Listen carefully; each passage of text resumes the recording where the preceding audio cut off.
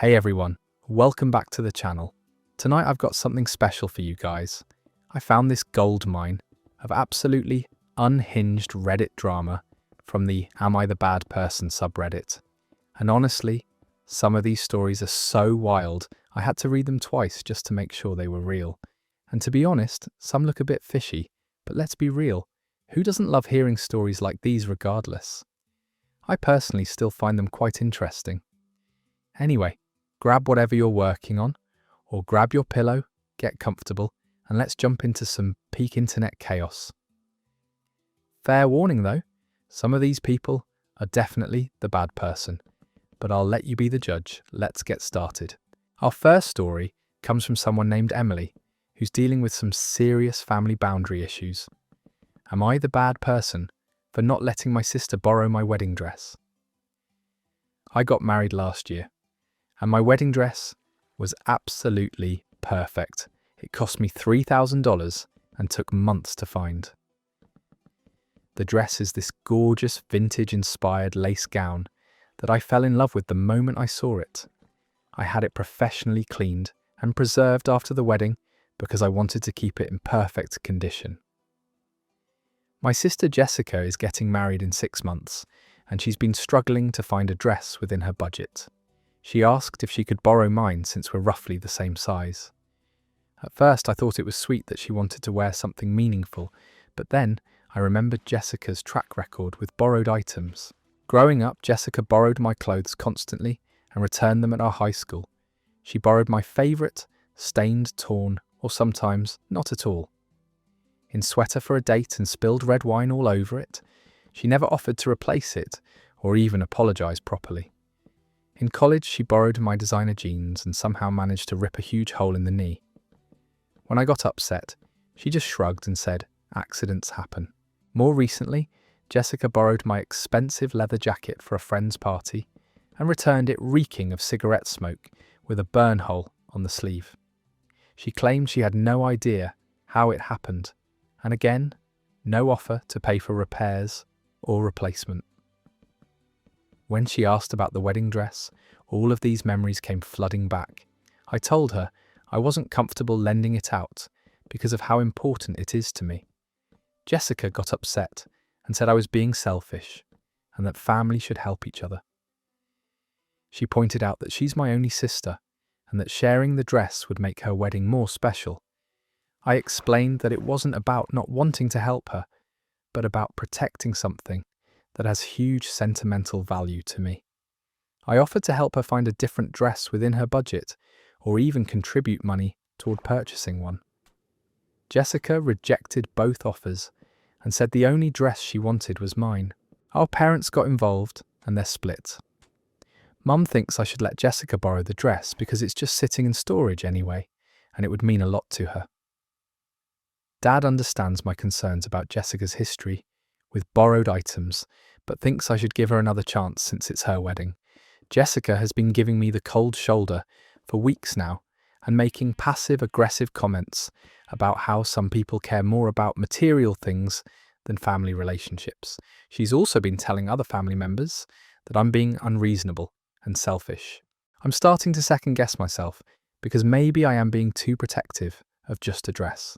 It's not like I'll ever wear it again, and it would make Jessica happy, but every time I think about potentially getting it back damaged or ruined, I feel sick to my stomach. This dress represents one of the most important days of my life, and I can't bear the thought of something happening to it. Am I the bad person for not letting my sister borrow my wedding dress? That story's over. Look, I get that family should support each other, but Jessica's track record speaks for itself. You don't get to destroy someone's belongings repeatedly and then act shocked when they don't trust you with their most precious possessions.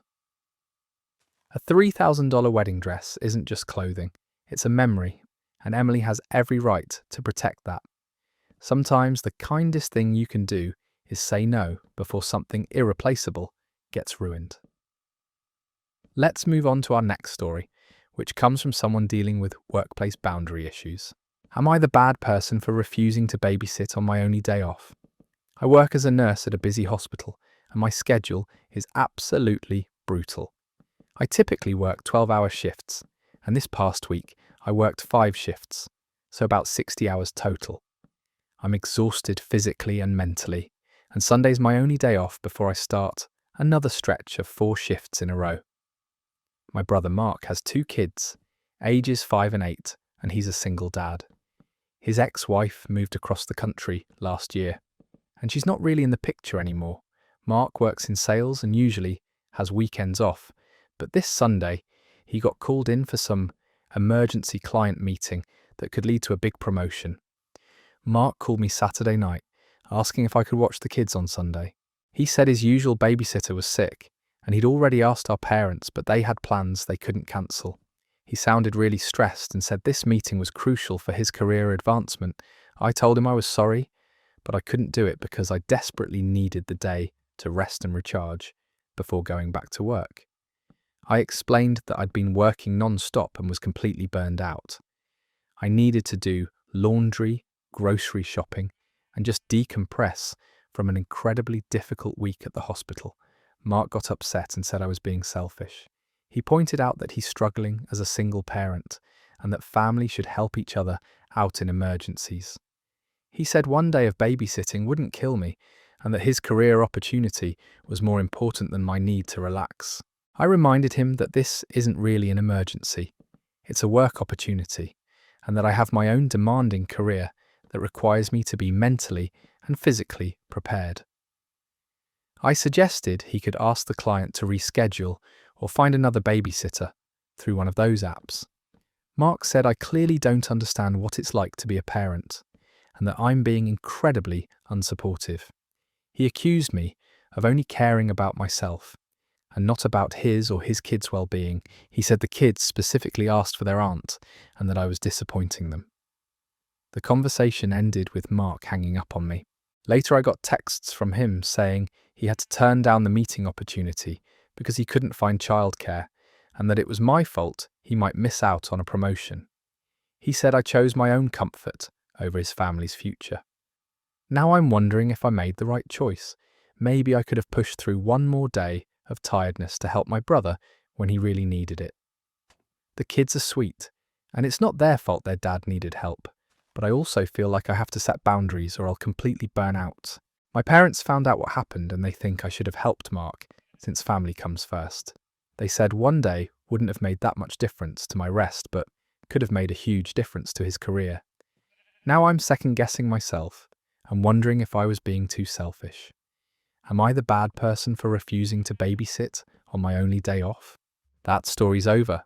Working 60 hours as a nurse is absolutely brutal, and anyone who's done healthcare work knows you need that recovery time or you'll collapse completely. Mark's trying to guilt-trip someone who literally saves lives for a living into sacrificing their only day off for his career advancement. That's not an emergency. That's poor planning. Sometimes being family means respecting each other's limits, not trampling over them. Moving on to our next situation, which involves a roommate who made a decision that literally made their living space uninhabitable for someone with severe allergies. Am I the bad person for kicking out my roommate after she got a cat?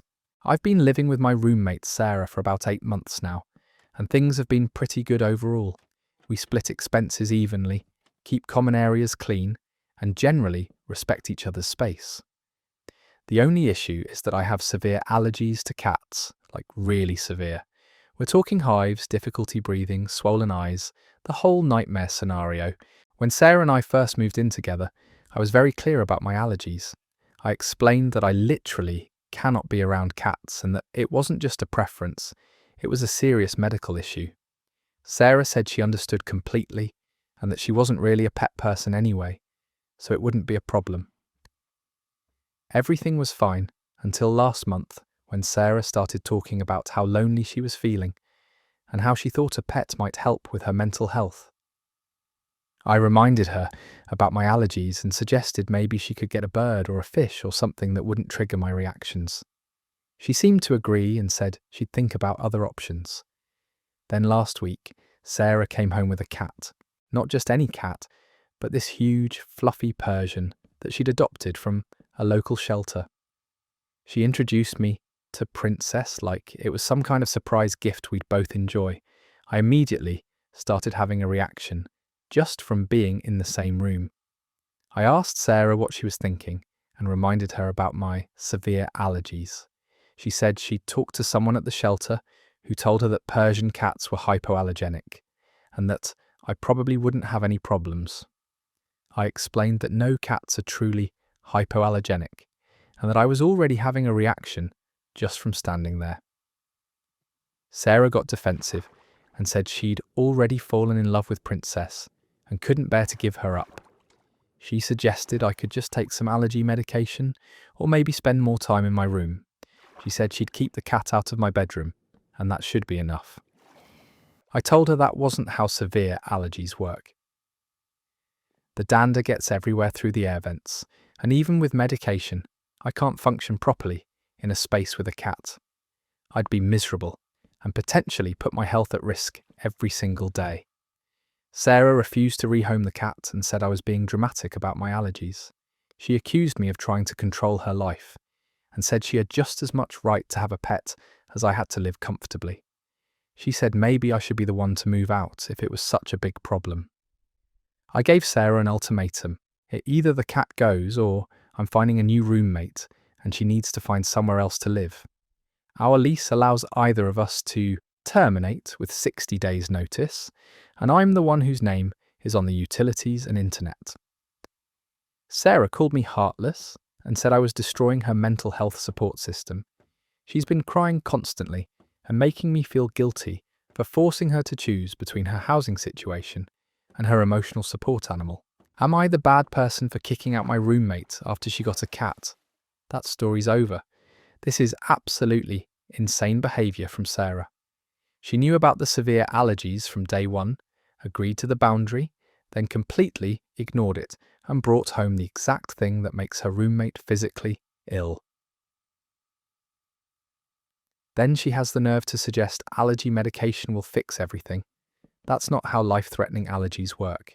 Some people genuinely cannot comprehend that their wants don't override other people's medical needs.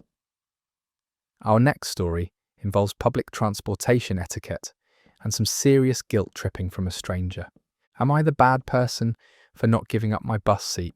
I take the bus to and from work every day because I don't have a car and parking downtown is expensive anyway. Yesterday was particularly rough because I had to stay late at work and then stop at the grocery store. On my way home, I was carrying 2 heavy bags of groceries and I was absolutely exhausted. When I got on the bus, there were only a few seats left and I managed to snag one near the front. I put my grocery bags on the floor between my feet and was looking forward to the 20-minute ride home so I could rest a bit. About 10 minutes into the ride, an elderly man got on the bus. He looked to be in his 70s or maybe early 80s, and he was using a walking cane. He stood near the front of the bus looking around for an available seat, but by that point, the bus was pretty full. I noticed him standing there, and I felt bad, but I was honestly so tired and my bags were so heavy that the thought of standing for the rest of the ride while juggling my groceries felt overwhelming. There were other people sitting in the priority seating area who looked perfectly healthy and capable of standing, including some teenagers who were just scrolling on their phones. The man continued standing and swaying with the bus movements, occasionally gripping the handrail tighter when we hit bumps or made sharp turns. After a few minutes, he looked directly at me and said, "Excuse me, miss, would it be possible for me to have that seat? I'm having trouble keeping my balance." I felt terrible, but I explained that I was really sorry, but I was exhausted from work and carrying heavy groceries. I suggested he might ask one of the people in the designated priority seats, since those are specifically reserved for elderly and disabled passengers. The man looked hurt and said he'd already asked several people, and they'd all ignored him or made excuses. He said he'd been on his feet all day at a doctor's appointment and was worried about falling if the bus stopped suddenly. At this point, other passengers were staring at me, and I could tell they thought I should give up my seat. A woman across the aisle actually said out loud that young people have no respect anymore. But I was genuinely concerned about my ability to stand safely while holding heavy bags, and I was sitting in a regular seat, not one of the priority ones. I apologized again to the man and said I really wished I could help, but I wasn't in a position to stand safely either. He shook his head and muttered something about common courtesy being dead. He ended up standing for the rest of the ride, and I felt guilty the entire time. When I got off the bus, the woman who had made the comment about young people followed me and told me I should be ashamed of myself for not helping an elderly person in need. She said I was selfish and that my groceries weren't more important than an old man's safety. Now I keep thinking about the situation and wondering if I made the wrong choice. Maybe I should have just sucked it up and stood with my bags, even though it would have been difficult and potentially unsafe for me too. Am I the bad person for not giving up my bus seat? That story's over. This is such a tough situation because everyone's needs were legitimate. The elderly man clearly needed support, but so did someone exhausted and carrying heavy bags.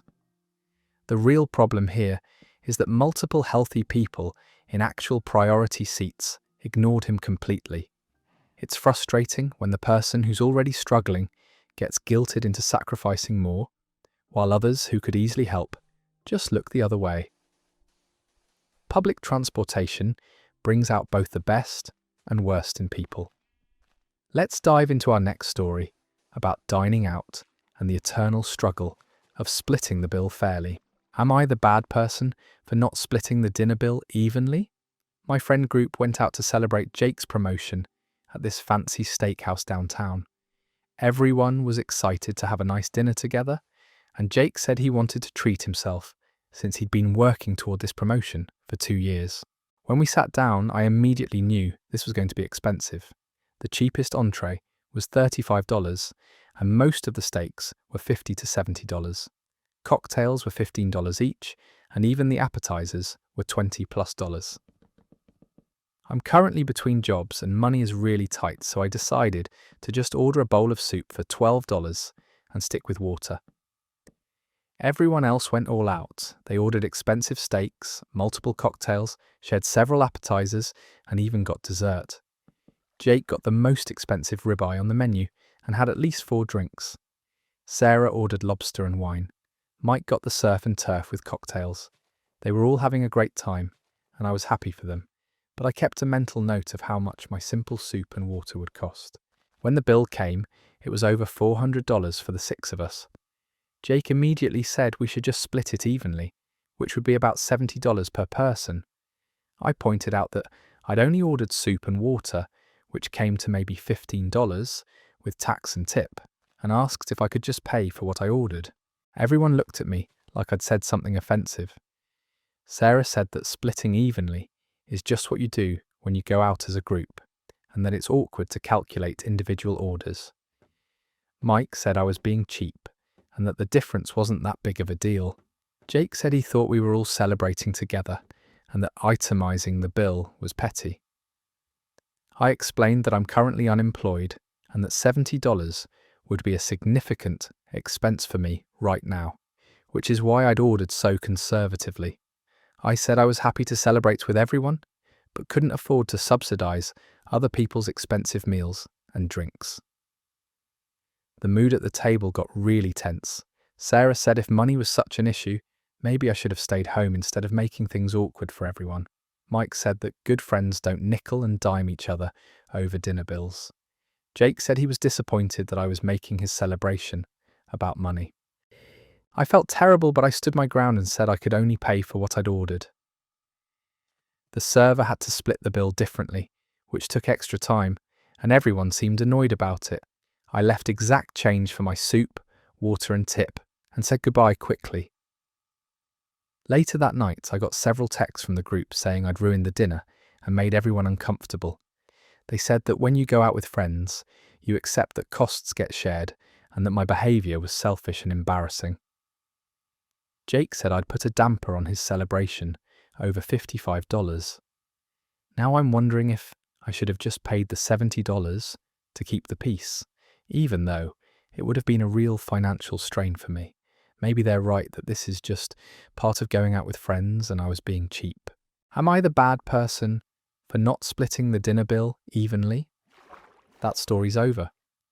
This is classic social pressure disguised as friendship.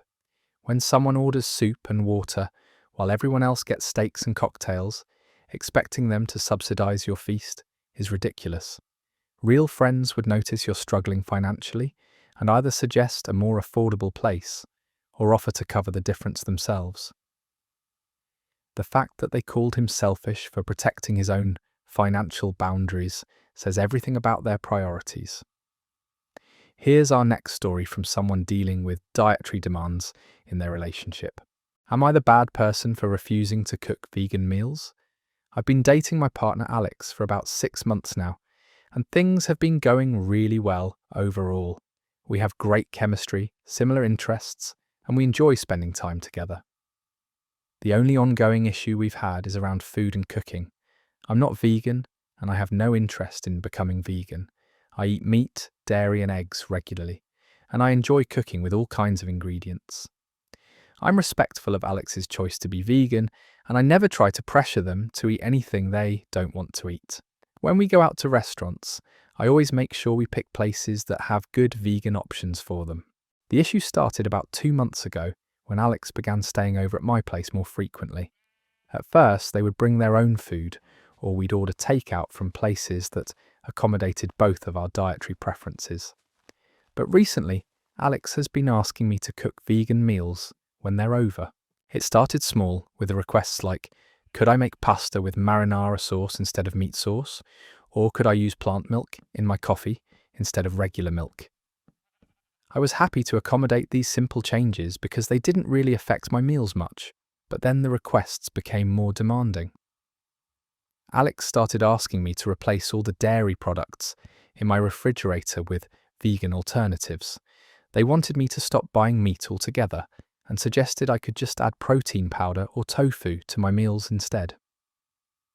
Last week, Alex told me they felt uncomfortable eating at my place because my kitchen contained animal products and they could smell meat cooking. They said that if I really cared about them, I would be willing to make my home a completely vegan space when they visited. I explained that I wasn't willing to completely change my diet and my entire kitchen setup for someone I've been dating for 6 months. I said I was happy to cook vegan meals occasionally when they were over, but I wasn't going to eliminate all animal products from my home. Alex got upset and said I was being unsupportive of their values and lifestyle. They accused me of not taking their veganism seriously and said that someone who truly loved them would want to align with their ethical beliefs. They said my refusal to go fully vegan showed that I didn't respect them as a person. I told Alex that respect goes both ways and that they were trying to force their dietary choices on me. I said I support their right to be vegan, but I also have the right to eat what I want in my own home. I suggested that if they were uncomfortable with my kitchen, maybe they should host dinners at their place more often. Alex said I was being selfish and that relationships require compromise. They pointed out that they never ask me to eat meat when we're together. So why couldn't I extend the same courtesy by avoiding animal products when they're around? The argument escalated and Alex ended up leaving my apartment angry. They've been giving me the silent treatment for 3 days now, and I'm starting to wonder if I'm being unreasonable. Maybe I should be more willing to accommodate their dietary needs if I want this relationship to work. Some of my friends think Alex is being controlling and that I shouldn't have to change my entire lifestyle for someone I've been dating for such a short time. Others think that if I really care about Alex, I should be more flexible about cooking vegan meals when they're over. Am I the bad person for refusing to cook vegan meals? That story's over. 6 months in, and Alex wants to completely overhaul their partner's kitchen and diet. That's not compromise, that's control. There's a huge difference between occasionally cooking a vegan meal to be considerate and being demanded to eliminate all animal products from your own home. The fact that Alex is giving the silent treatment over this shows they're not interested in actual communication or mutual respect. Our next story comes from someone facing family pressure about holiday traditions. Am I the bad person for not coming home for Christmas? I'm 26 and I've been with my fiancé David for 3 years. We got engaged last summer and we're planning to get married next fall. This will be our first Christmas as an engaged couple, and David's family invited me to spend the holidays with them at their cabin in Colorado. I was really excited about the invitation because David's family has always been incredibly welcoming to me. His parents treat me like a daughter, and his siblings have become some of my closest friends.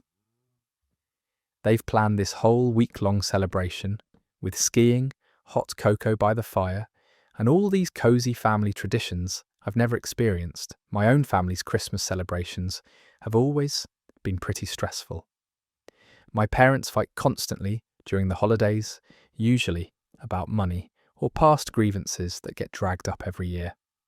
My mum drinks too much and becomes emotional and dramatic. My dad shuts down and watches TV to avoid dealing with anyone. My younger brother usually brings whatever girlfriend he's dating at the moment, and they spend the whole time being inappropriate and making everyone uncomfortable. When I told my parents I was planning to spend Christmas with David's family this year, they completely lost it. My mum started crying and saying I was abandoning the family during the most important time of year. She said Christmas is about being with your blood relatives, and that David's family would never love me the way my real family does. My dad said I was being selfish and ungrateful after everything they've done for me over the years. He pointed out that they've included David in our family celebrations and that it was disrespectful for me to choose his family over mine now that we're engaged. I tried to explain that I wasn't choosing anyone over anyone else. I just wanted to experience Christmas with David's family for once. I said we could celebrate together before or after Christmas, or maybe start alternating years between both families. My mum said that wasn't good enough, and that Christmas Day itself was what mattered. She accused me of being ashamed of my family and wanting to escape from them because David's family has more money and seems more put together. The conversation turned into a huge fight with both my parents yelling at me and saying I was breaking their hearts. My mum said she didn't know how she'd explain to extended family why I wasn't there for Christmas. My dad said if I didn't come home, they might not want me to visit at all anymore. I felt guilty, but I also felt frustrated that they were trying to manipulate me with threats and emotional blackmail. I told them I was sorry they were upset, but that I was an adult and I got to decide how to spend my holidays. My brother got involved and said I was being a terrible daughter and that family should always come first, especially during Christmas. He said David's family would eventually get tired of me, but my real family would always be there. Now I'm torn because I really do want to spend Christmas with David's family, but I hate that my parents are so hurt and angry. They've been sending me guilt-tripping texts about how lonely and sad Christmas will be without me. My mum even sent me old photos of us celebrating Christmas when I was little, saying she doesn't understand how I could throw away all those memories. Part of me wonders if I should just suck it up and go home for Christmas to keep the peace. But another part of me feels like if I give in to their emotional manipulation now, they'll expect me to prioritize their feelings over my own happiness for the rest of my life. Am I the bad person for not coming home for Christmas? That story's over. This is textbook emotional manipulation disguised as family loyalty. The parents are using guilt, threats, and dramatic displays to control their adult daughter's holiday choices instead of respecting her autonomy. The fact that they're threatening to cut her off entirely if she doesn't comply shows this isn't about missing her. It's about maintaining control. Sometimes choosing the family that actually supports your happiness is the healthiest decision you can make. Let's move on to our next story about lending valuable possessions to unreliable friends. Am I the bad person for refusing to lend my car? My friend Kevin has been asking to borrow my car again, and I keep saying no, which has created some tension in our friend group. Here's the backstory that I think is important for understanding why I'm being so stubborn about this. About 8 months ago, Kevin's car broke down and needed expensive repairs that he couldn't afford at the time. He asked if he could borrow my car for a few days, while he figured out his transportation situation. I was hesitant because my car is only 2 years old, and I'm still making payments on it. But Kevin is a friend I've known since college, and he seemed genuinely desperate. I let him borrow it with the understanding that he'd be extra careful and that it was just for a few days while he sorted things out. Kevin promised he'd treat it like his own car, and that he really appreciated me helping him out when he was in a tough spot. 3 days later, Kevin called me from a parking lot downtown, saying there had been an accident. He'd rear-ended someone at a red light because he was looking at his phone and didn't realise traffic had stopped. The damage to my car was significant. The entire front bumper was cracked, the hood was dented, and one of the headlights was completely shattered. Kevin was incredibly apologetic and promised he'd pay for all the repairs. He said he felt terrible about what happened and that he'd make it right no matter what it cost. I was upset, but accidents happen, and Kevin seemed genuinely remorseful. The repair estimate came to $3,400. Kevin said he'd pay for it, but asked if he could pay in installments, since he didn't have that much money available. At once, I agreed because I wanted to maintain our friendship, and I knew Kevin was already dealing with financial stress. That was 8 months ago, and Kevin has paid me exactly $400 toward the repairs. Every time I bring it up, he has some excuse about unexpected expenses or promising he'll pay more next month. Meanwhile, I had to put the entire repair bill on my credit card, and I'm still paying interest on money I borrowed to fix damage that Kevin caused. Now Kevin's car is having problems again, and he's been asking to borrow mine while he decides whether to repair it or buy something different. When I said no, he got defensive and said I was holding a grudge over an accident that could have happened to anyone. Kevin pointed out that he's been making payments toward the repair bill and that he'll eventually pay me back in full. He said that friends should help each other out and that refusing to lend my car again shows I don't trust him or value our friendship. I explained that it's not about trust, it's about the fact that he still owes me $3,000 from the last time he borrowed my car. I said I can't risk having more damage that I'll end up paying for while he makes minimal payments over months or years. Kevin got upset and said I was being unreasonable and that he's doing his best to pay me back despite his financial difficulties. He accused me of being selfish and not understanding what it's like to struggle with money. Our mutual friends are divided on this situation. Some think I'm being too harsh and that I should give Kevin another chance since he's been making payments, even if they're small.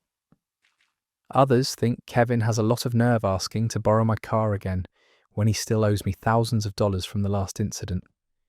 Kevin has been making comments in our group chat about how some people care more about material things than friendships. He's also been telling people that I'm being vindictive and holding his accident against him unfairly. Am I the bad person for refusing to lend my car? That story's over. Kevin has made exactly $400 in payments over 8 months while asking to borrow the same car again. That's not friendship. That's taking advantage of someone's kindness while playing the victim when consequences finally show up. The fact that he's guilt-tripping their mutual friends instead of focusing on paying back the massive debt he owes shows exactly why lending him the car again would be financial suicide.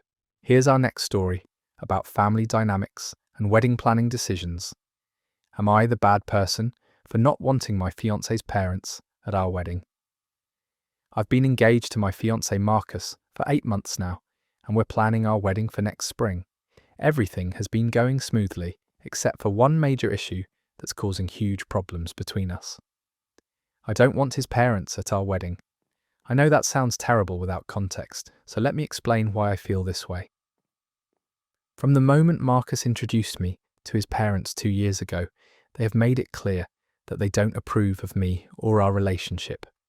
It started with small comments about my job, my appearance, and my background, but it's escalated into outright hostility. His mother, Linda, constantly makes passive-aggressive remarks about how I'm not good enough for her son.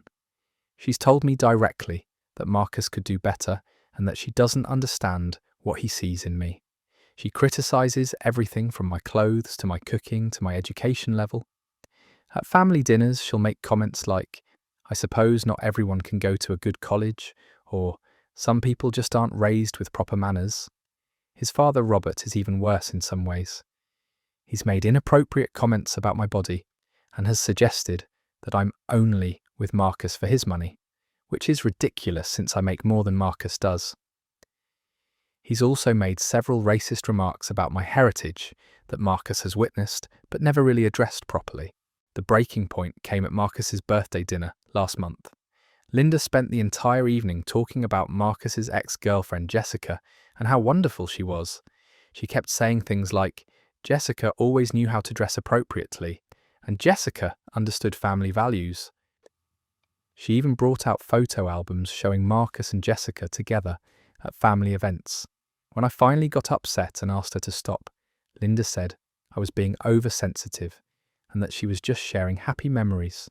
Robert chimed in saying I needed to develop a thicker skin if I wanted to be part of their family. The whole evening was humiliating and painful. After we left that night, I told Marcus that I was done trying to win over his parents and that I didn't want them at our wedding. I explained that I couldn't handle having people there who actively dislike me and who would probably try to ruin what should be the happiest day of my life. Marcus was shocked and said I was overreacting. He acknowledged that his parents can be difficult, but said they are just protective of him and that they'll come around eventually. He said excluding them from our wedding would cause permanent damage to his relationship with his family. I told Marcus that his parents have had 2 years to come around, and instead they've gotten worse. I said I wasn't willing to risk having my wedding day ruined by people who have shown nothing but contempt for me.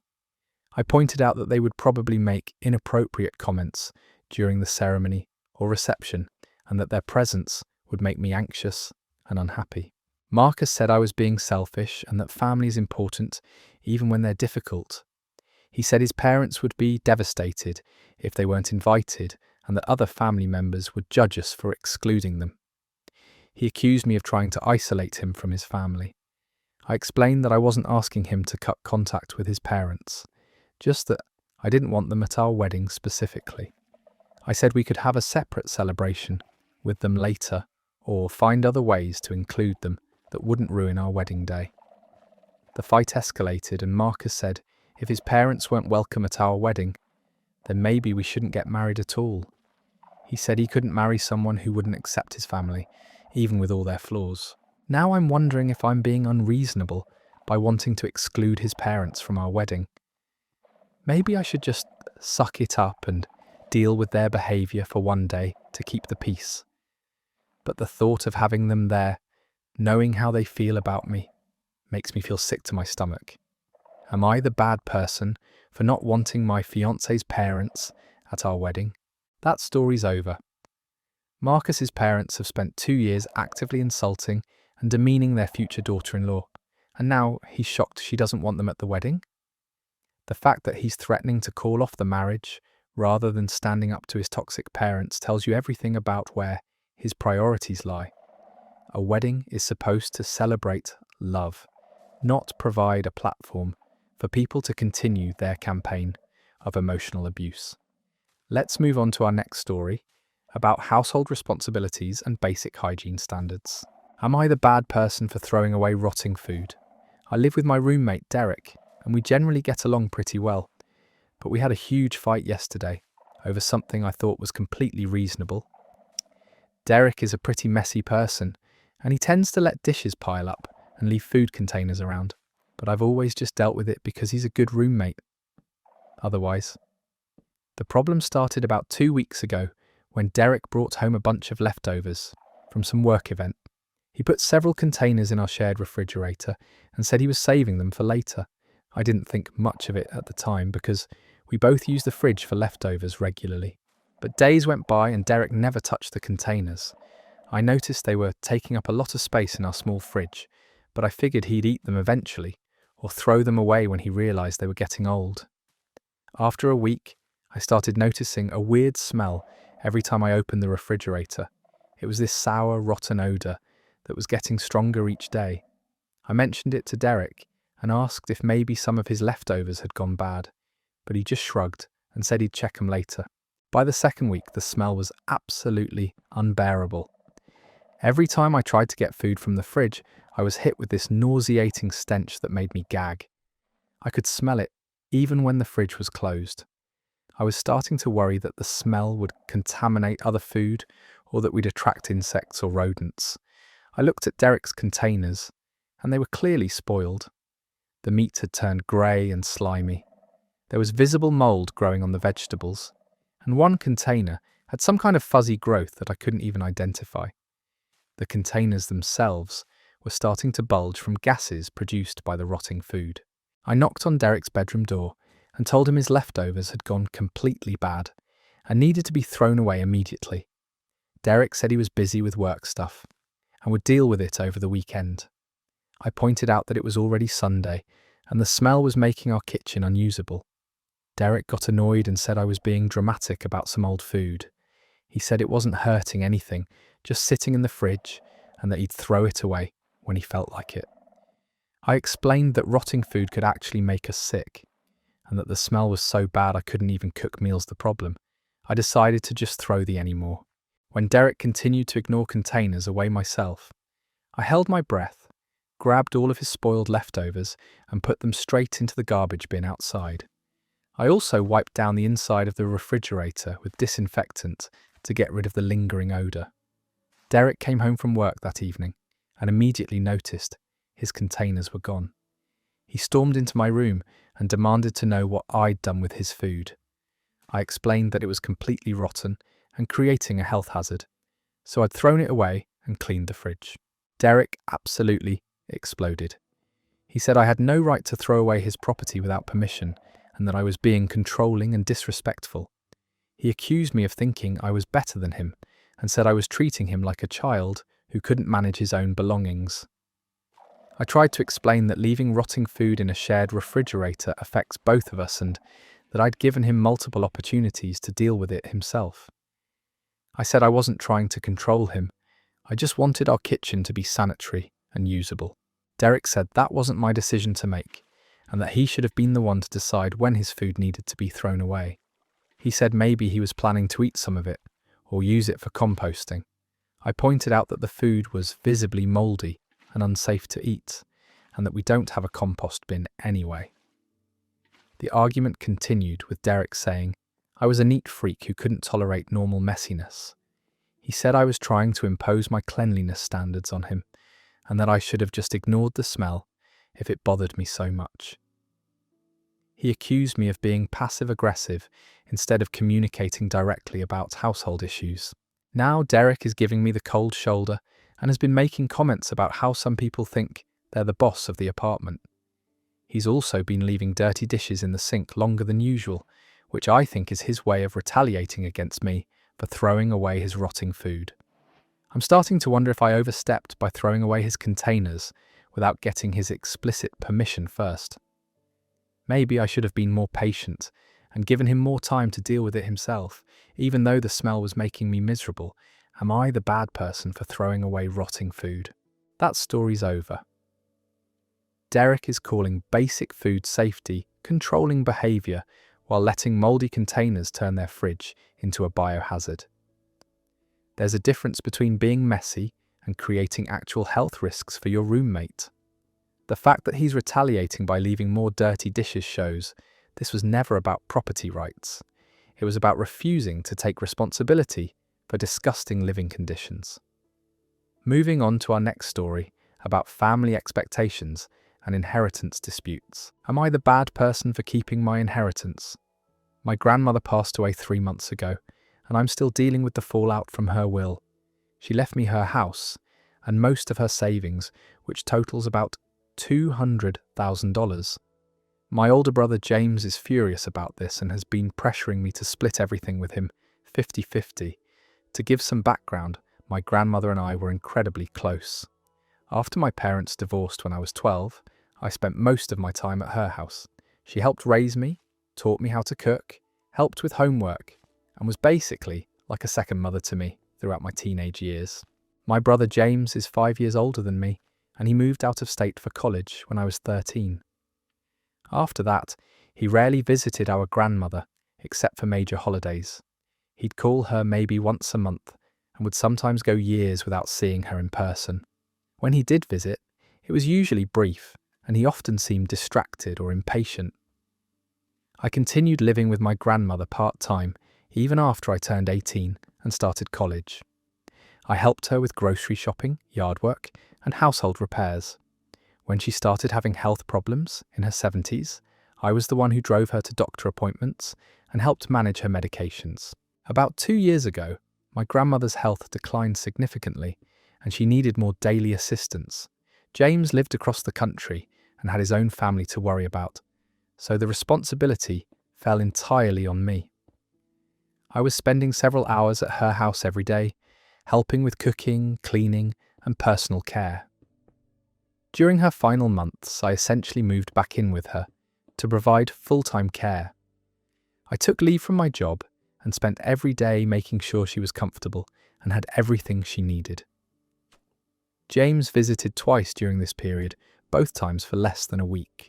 When the will was read, James was shocked to learn that I'd inherited the house and the majority of her savings. He got some family heirlooms and about $20,000, but the bulk of the estate came to me. James immediately said there must have been some mistake, or that our grandmother hadn't been thinking clearly when she updated her will. I explained that our grandmother had been very clear about her wishes and that she'd discussed the inheritance with me several times over the past few years. She told me that she wanted me to have the house because I'd been the one taking care of her and because she knew I'd struggled financially while providing that care. James said that wasn't fair because he would have helped more if he'd known there was an inheritance at stake. He accused me of manipulating our grandmother and taking advantage of her age and illness to secure a larger inheritance. He said blood relatives should inherit equally, regardless of who provided more care. I told James that this wasn't about manipulation. It was about our grandmother making a decision based on who had actually been present in her life. I pointed out that I'd sacrificed my career and my savings to take care of her, while he'd continued living his normal life across the country. James said geography shouldn't determine inheritance and that he'd had valid reasons for not being more involved in our grandmother's care. He said he had his own children to think about and that his job didn't allow for the flexibility that mine did. He accused me of being selfish for not understanding his situation. The conflict escalated when James said he was going to contest the will. He claimed our grandmother had been suffering from dementia and wasn't capable of making sound decisions about her estate. This was completely false. Our grandmother had been mentally sharp until her final weeks and had updated her will with a lawyer present. James has been calling me constantly and sending long texts about how I'm destroying our family relationship over money. He says that if I really loved our grandmother, I'd honour what he believes her true wishes would have been, which was to split everything equally between her grandchildren. He's also been reaching out to other family members to get them on his side. He's told our cousins and aunts that I took advantage of an elderly woman and that I'm refusing to share the inheritance fairly. Some relatives have started treating me differently, and I can tell they think I'm being greedy. Part of me wonders if I should just give James half of everything to preserve our relationship and avoid the ongoing family drama. But another part of me feels like that would be disrespecting our grandmother's clearly stated wishes about how she wanted her estate handled. Am I the bad person for keeping my inheritance? That story's over. James spent years barely maintaining contact with their grandmother, then swoops in expecting equal inheritance rights when she passes away. The person who sacrificed their career and savings to provide daily care shouldn't have to split the reward with someone who couldn't be bothered to visit. Inheritance isn't about blood relations, it's about recognizing who actually showed up when it mattered most. Let's dive into our next story about service industry expectations and tipping culture. Am I the bad person for refusing to tip? I went out to dinner last night with some friends and we had what I would consider the worst restaurant experience I've ever had. By the end of the night, I decided not to leave a tip, which caused a huge argument with my friends who said I was being cruel and unfair. We made a reservation for 6 people at this Italian restaurant that had good reviews online. When we arrived, the hostess seemed annoyed that we were there and made us wait 15 minutes past our reservation time, even introduce herself. Didn't explain any, though I could see empty tables available. Our about menu items, she gave very short answers and acted like we were bothering her. The drink server finally came to seat us, and she seemed completely disinterested from the start. She didn't taking our drink orders. When we asked questions, specials, and barely made eye contact when orders took 25 minutes to arrive, and when they did, half of them were wrong. My friend ordered a vodka soda and got a rum and coke. Another friend ordered wine and got beer. When we pointed out the mistakes, the server just sighed heavily and acted like fixing them was a huge inconvenience. It took another 15 minutes to get the correct drinks, and by then we were ready to order food. The server took our orders but didn't write anything down, which should have been a red flag. She also didn't ask how we wanted our steaks cooked or if anyone had allergies, which seemed like basic server protocol. The food took over an hour to come out, which would have been understandable if the restaurant was busy, but it was a Tuesday night and the place was maybe half full. When the meals finally arrived, 3 of the 6 orders were completely wrong. One person ordered chicken parmesan and got fish. Another ordered vegetarian pasta and got a meat dish. The server seemed genuinely confused when we told her about the wrong orders, like she couldn't remember what anyone had requested. She took the incorrect dishes back to the kitchen but didn't apologize or offer any explanation for the mistakes. While we waited for the corrected meals, the people who did get the right food started eating so their dishes wouldn't get cold. The replacement meals took another 30 minutes, and when they arrived, they were clearly just reheated versions of dishes that had been sitting under heat lamps. Throughout this entire experience, our server disappeared for long periods of time.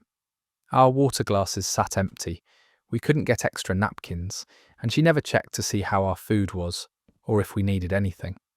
When we did manage to flag her down, she seemed irritated that we were asking for basic service.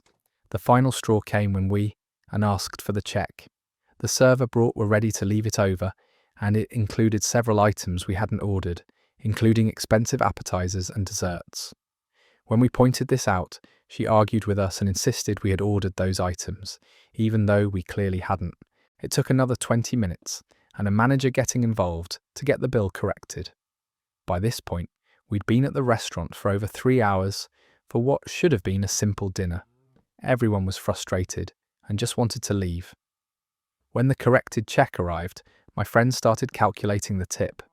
They were planning to leave 15% despite the terrible service because they said servers depend on tips to make a living. I said I wasn't comfortable leaving any tip given how awful the entire experience had been. My friends were shocked and said that not tipping was never acceptable, regardless of service quality. They argued that the server might have been having a bad night or dealing with personal problems, and that stiffing her on the tip would just make her situation worse. I explained that I'd worked in restaurants before, and I understood how important tips are, but that I also believed tips should reflect the quality of service received. I said this wasn't just a bad night. It was consistently poor service from start to finish with no effort to correct the problems or apologize. My friends said I was being heartless and that $15 or $20 wouldn't make a big difference to me, but could be crucial for the server. They said that even bad service deserved some tip because servers make below minimum wage and rely on tips to survive. I stood my ground and said I wasn't rewarding someone for providing the worst service I'd ever experienced. I pointed out that if customers always tip regardless of service quality, there's no incentive for servers to actually do their jobs well. In the end, my friends covered what they thought my portion of the tip should be because they were embarrassed about leaving nothing. They've been giving me a hard time about it ever since, saying I was cruel and that I clearly don't understand how the service industry works. Am I the bad person for refusing to tip? That story's over. 3 hours of wrong orders, missing drinks, incorrect bills, and zero effort to improve the situation isn't a bad night. It's professional negligence. While servers do depend on tips, the entire system falls apart if customers are expected to pay extra regardless of whether they receive actual service. Sometimes consequences are the only thing that creates accountability in the service industry. Now let's move to our next story about parenting decisions and extracurricular activities. Am I the bad person for not letting my daughter quit piano? I'm Sarah and I have a 12-year-old daughter named Emma who has been taking piano lessons for 3 years now. When she first started, Emma seemed genuinely interested in learning and would practice without much prompting from me. She made steady progress and her teacher said she had natural talent. About 6 months ago, Emma started complaining about piano lessons. She said they were boring and that she wanted to quit so she could have more free time to hang out with friends. I told her that we'd already paid for the full semester and that she needed to finish out her commitments. But Emma's attitude toward piano has gotten progressively worse. She fights me every week about going to lessons and she refuses to practice at home. When I remind her to practice, she sits at the piano and bangs on the keys angrily or just stares at the sheet music without playing anything. Last month, Emma had a complete meltdown before her lesson. She was crying and screaming that she hated piano and that forcing her to continue was making her miserable. She said all her friends get to do fun activities after school while she's stuck at piano lessons with a teacher who makes her play boring classical pieces. I tried to explain to Emma that learning an instrument is a valuable skill that will benefit her for the rest of her life. I told her that many adults wish their parents had made them stick with music lessons when they were young instead of letting them quit when things got difficult. Emma said she didn't care about being an adult someday and that she just wanted to be happy right now. She begged me to let her quit and promised she'd find a different hobby that she actually enjoyed. When I said no, she accused me of not caring about her feelings and only caring about my own expectations. My husband thinks I should let Emma quit since she's clearly miserable and not making any progress when she's fighting it this hard. He says there's no point in forcing a child to do an activity they hate because it will just create negative associations with music forever.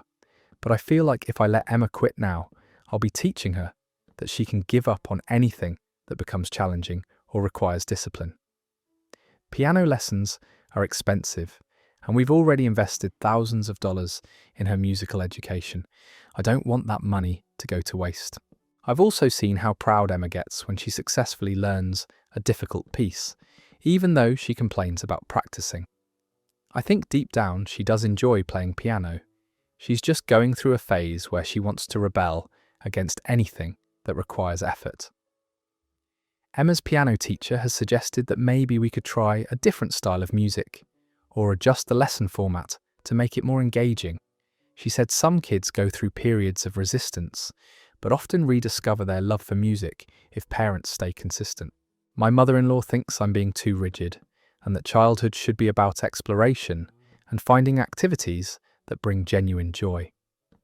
She says forcing Emma to continue piano lessons against her will is creating unnecessary stress and conflict in our household. But my own mother supports my decision to make Emma stick with piano.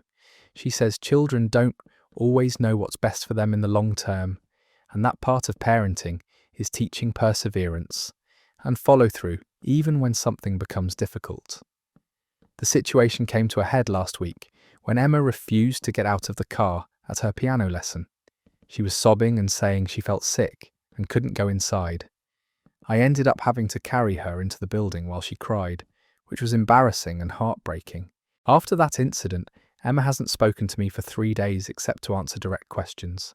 She's been sullen and withdrawn, and I can tell she feels like I don't understand or care about what she wants. I'm starting to wonder if I'm being too stubborn about this piano situation. Maybe I should listen to what Emma is telling me about her own interests and feelings, but I also worry that if I give in now, she'll think she can manipulate me into letting her quit anything that requires commitment and hard work. Am I the bad person for not letting my daughter quit piano? That story's over.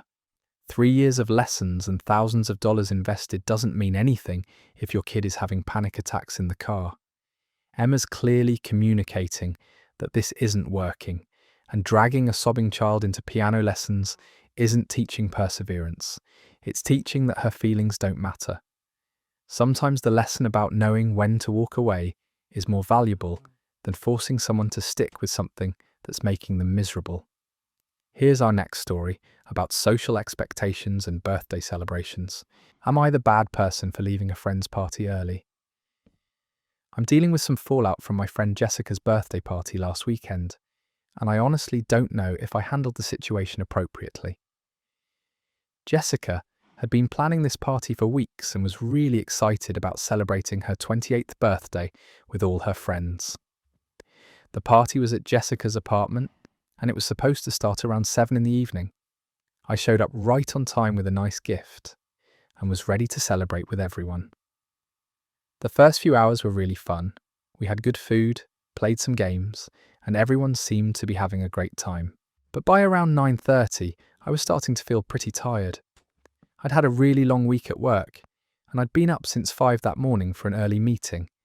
I was also fighting off what felt like the beginning of a cold, and I could tell I was starting to feel run down. Around 10 o'clock, I started thinking about heading home. I had to work the next day, and I knew I'd feel terrible if I stayed out too late and didn't get enough sleep. I also didn't want to risk getting sicker by staying out late and drinking more. I went over to Jessica and told her I'd had a wonderful time at her party, but that I was feeling pretty tired and thought I should probably head home soon.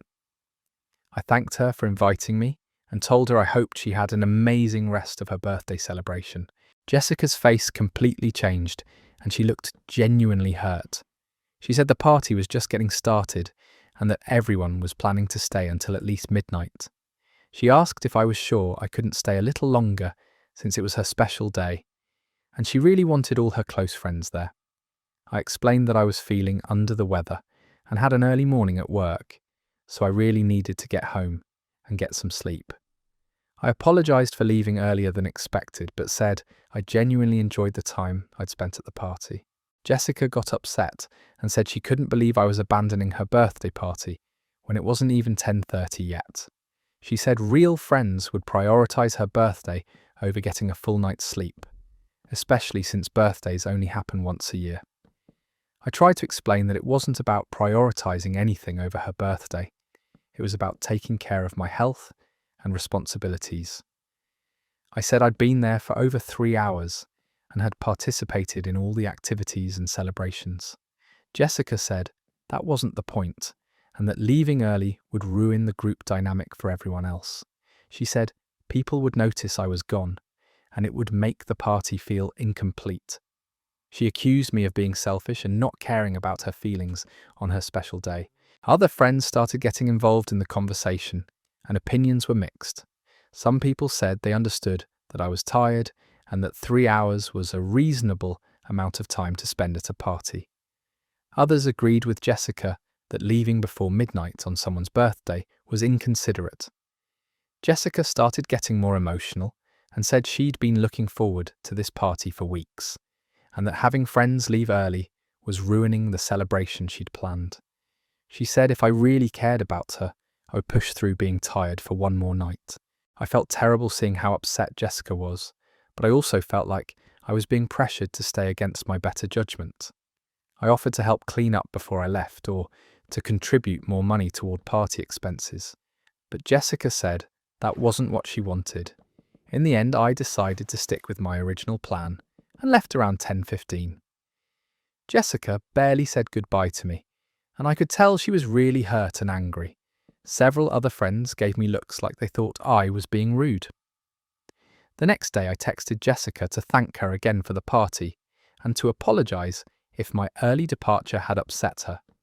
I explained that I genuinely had a great time and that leaving early wasn't a reflection of how I felt about her or the celebration.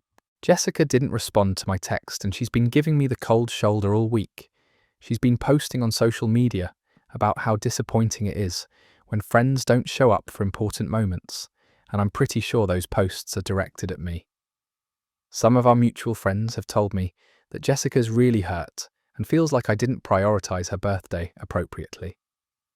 They say that good friends sometimes have to sacrifice their own comfort for special occasions, and that I should have stayed longer.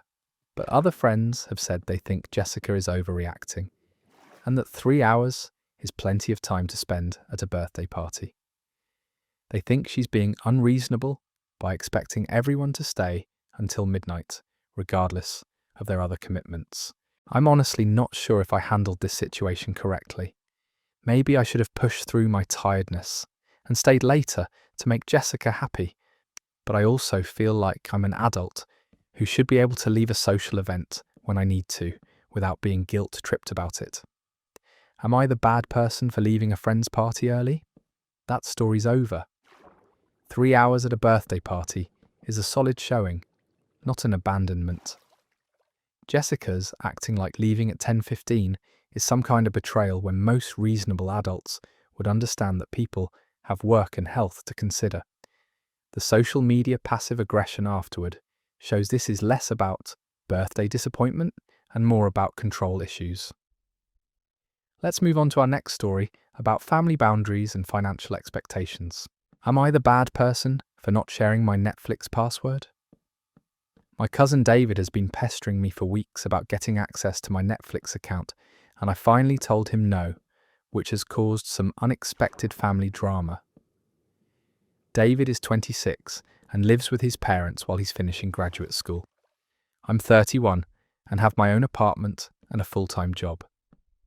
David initially asked me about sharing my Netflix password about a month ago when he was complaining about being bored and not having much entertainment during his study breaks. He said he couldn't afford his own streaming subscriptions while he's in school and asked if he could use my account occasionally. I was hesitant because I know Netflix has policies about password sharing and I didn't want to risk my account being suspended. I also pay for the premium subscription, which costs me $17 a month, and I chose that plan specifically so I could watch on multiple devices and get high-quality streaming. David said he understood my concerns, but promised he would only use the account sparingly and wouldn't interfere with my viewing or cause any problems. He said it would really help him out during a stressful time in his life and that he'd appreciate it so much. I decided to let him use my account temporarily, thinking it would just be for a few weeks while he was particularly stressed with school. I gave him my login information and told him to be careful not to mess with my profile or my recommendations, but over the past month David's usage has gotten completely out of hand. He's been streaming constantly, often during times when I want to watch something myself.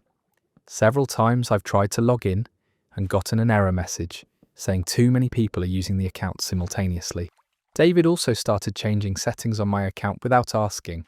He created his own profile, which I didn't mind, but then he started adjusting parental controls and video quality settings that affected my viewing experience. When I asked him about it, he said he was just trying to optimize things. The final straw came when David started sharing my account information with his girlfriend and his roommates. Suddenly I had 4 or 5 additional people using my Netflix account that I was paying for. My viewing history became completely cluttered with shows I'd never watched, and my recommendations got completely messed up. I called David and told him that the arrangement wasn't working out and that I needed him to stop using my Netflix account. I explained that too many people were using it and that it was interfering with my own viewing experience. David got defensive and said I was being selfish over something that didn't cost me any extra money. He pointed out that I was already paying for Netflix anyway, and that sharing it with family members didn't increase my monthly bill. I tried to explain that the number of simultaneous streams was limited, and that having multiple people use the account was causing problems for me. I also mentioned that Netflix's terms of service technically don't allow extensive password sharing outside of immediate household members. David said I was being ridiculous about terms of service that nobody follows anyway. He accused me of being cheap and unwilling to help family members who are struggling financially. He said that if our situations were reversed, he would definitely share his account with me. When I stood firm on my decision to revoke access, David got our aunt involved. He told her that I was refusing to share my Netflix password, even though he's a struggling student, and it wouldn't cost me anything extra to help him out. Our aunt called me and said she was disappointed in my lack of family generosity. She said that when she was young, family shared everything, and helped each other out without keeping score. She said David wasn't asking for money, just for access to something I was already paying for. I tried to explain to our aunt that David had violated the boundaries we'd agreed on by sharing the account with multiple other people, and that it was interfering with my ability to use the service I was paying for. But she said I was making excuses and being stingy. David has been telling other family members that I'm being unreasonable and selfish. He's framed the situation as me refusing to help a family member in need over something trivial. Several relatives have made comments about how families should stick together and share resources. I'm starting to feel like maybe I'm being too rigid about this Netflix situation. It's true that it doesn't cost me extra money to let David use the account, and I do want to be supportive of family members who are going through tough times. But I also feel like David took advantage of my generosity by sharing the account with multiple other people without asking, and that he's not respecting the boundaries I tried to set. I'm frustrated that this has become a whole family issue over a streaming service. Am I the bad person for not sharing my Netflix password? That story's over. David turned a generous favour into a free-for-all distribution service, then called his benefactor selfish when consequences showed up. Sharing with his girlfriend and roommates wasn't part of the original agreement, and getting family members involved over Netflix access is genuinely embarrassing for a 26-year-old. Sometimes helping people means teaching them that taking advantage of kindness has limits. Here's our next story about workplace dynamics and shift coverage responsibilities. Am I the bad person for refusing to cover my co-workers' shifts? I work at a retail store, and I'm dealing with some tension with my co-worker, Michelle Me, to cover her shifts constantly over shift coverage. Michelle has been asking, and I finally said no, which has created some awkwardness at work.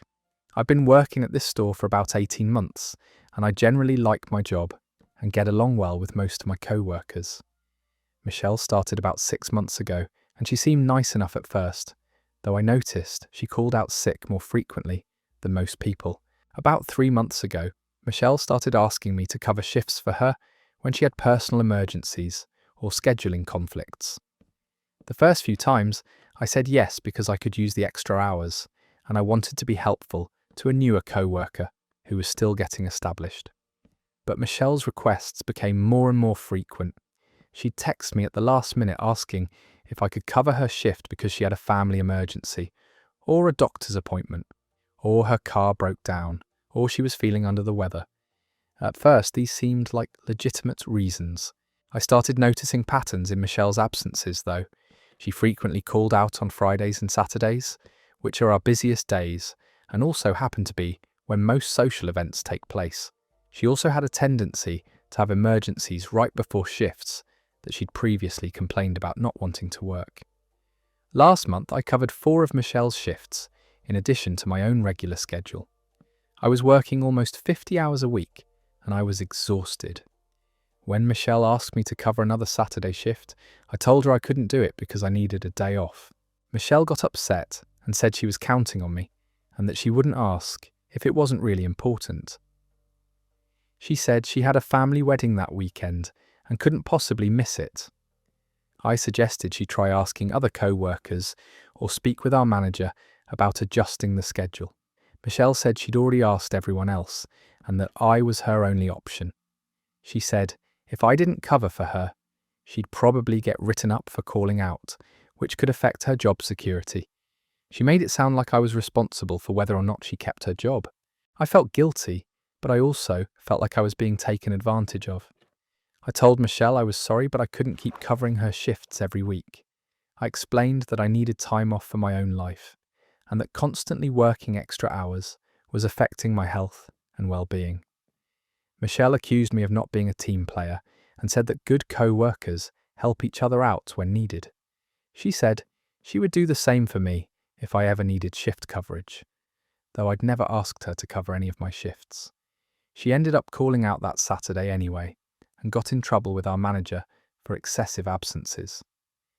Michelle blamed me for her disciplinary action and said if in hot water with management, Since I'd just covered her shift like she asked, she wouldn't be then, Michelle has been cold toward me and has made several comments about how some people only care about themselves.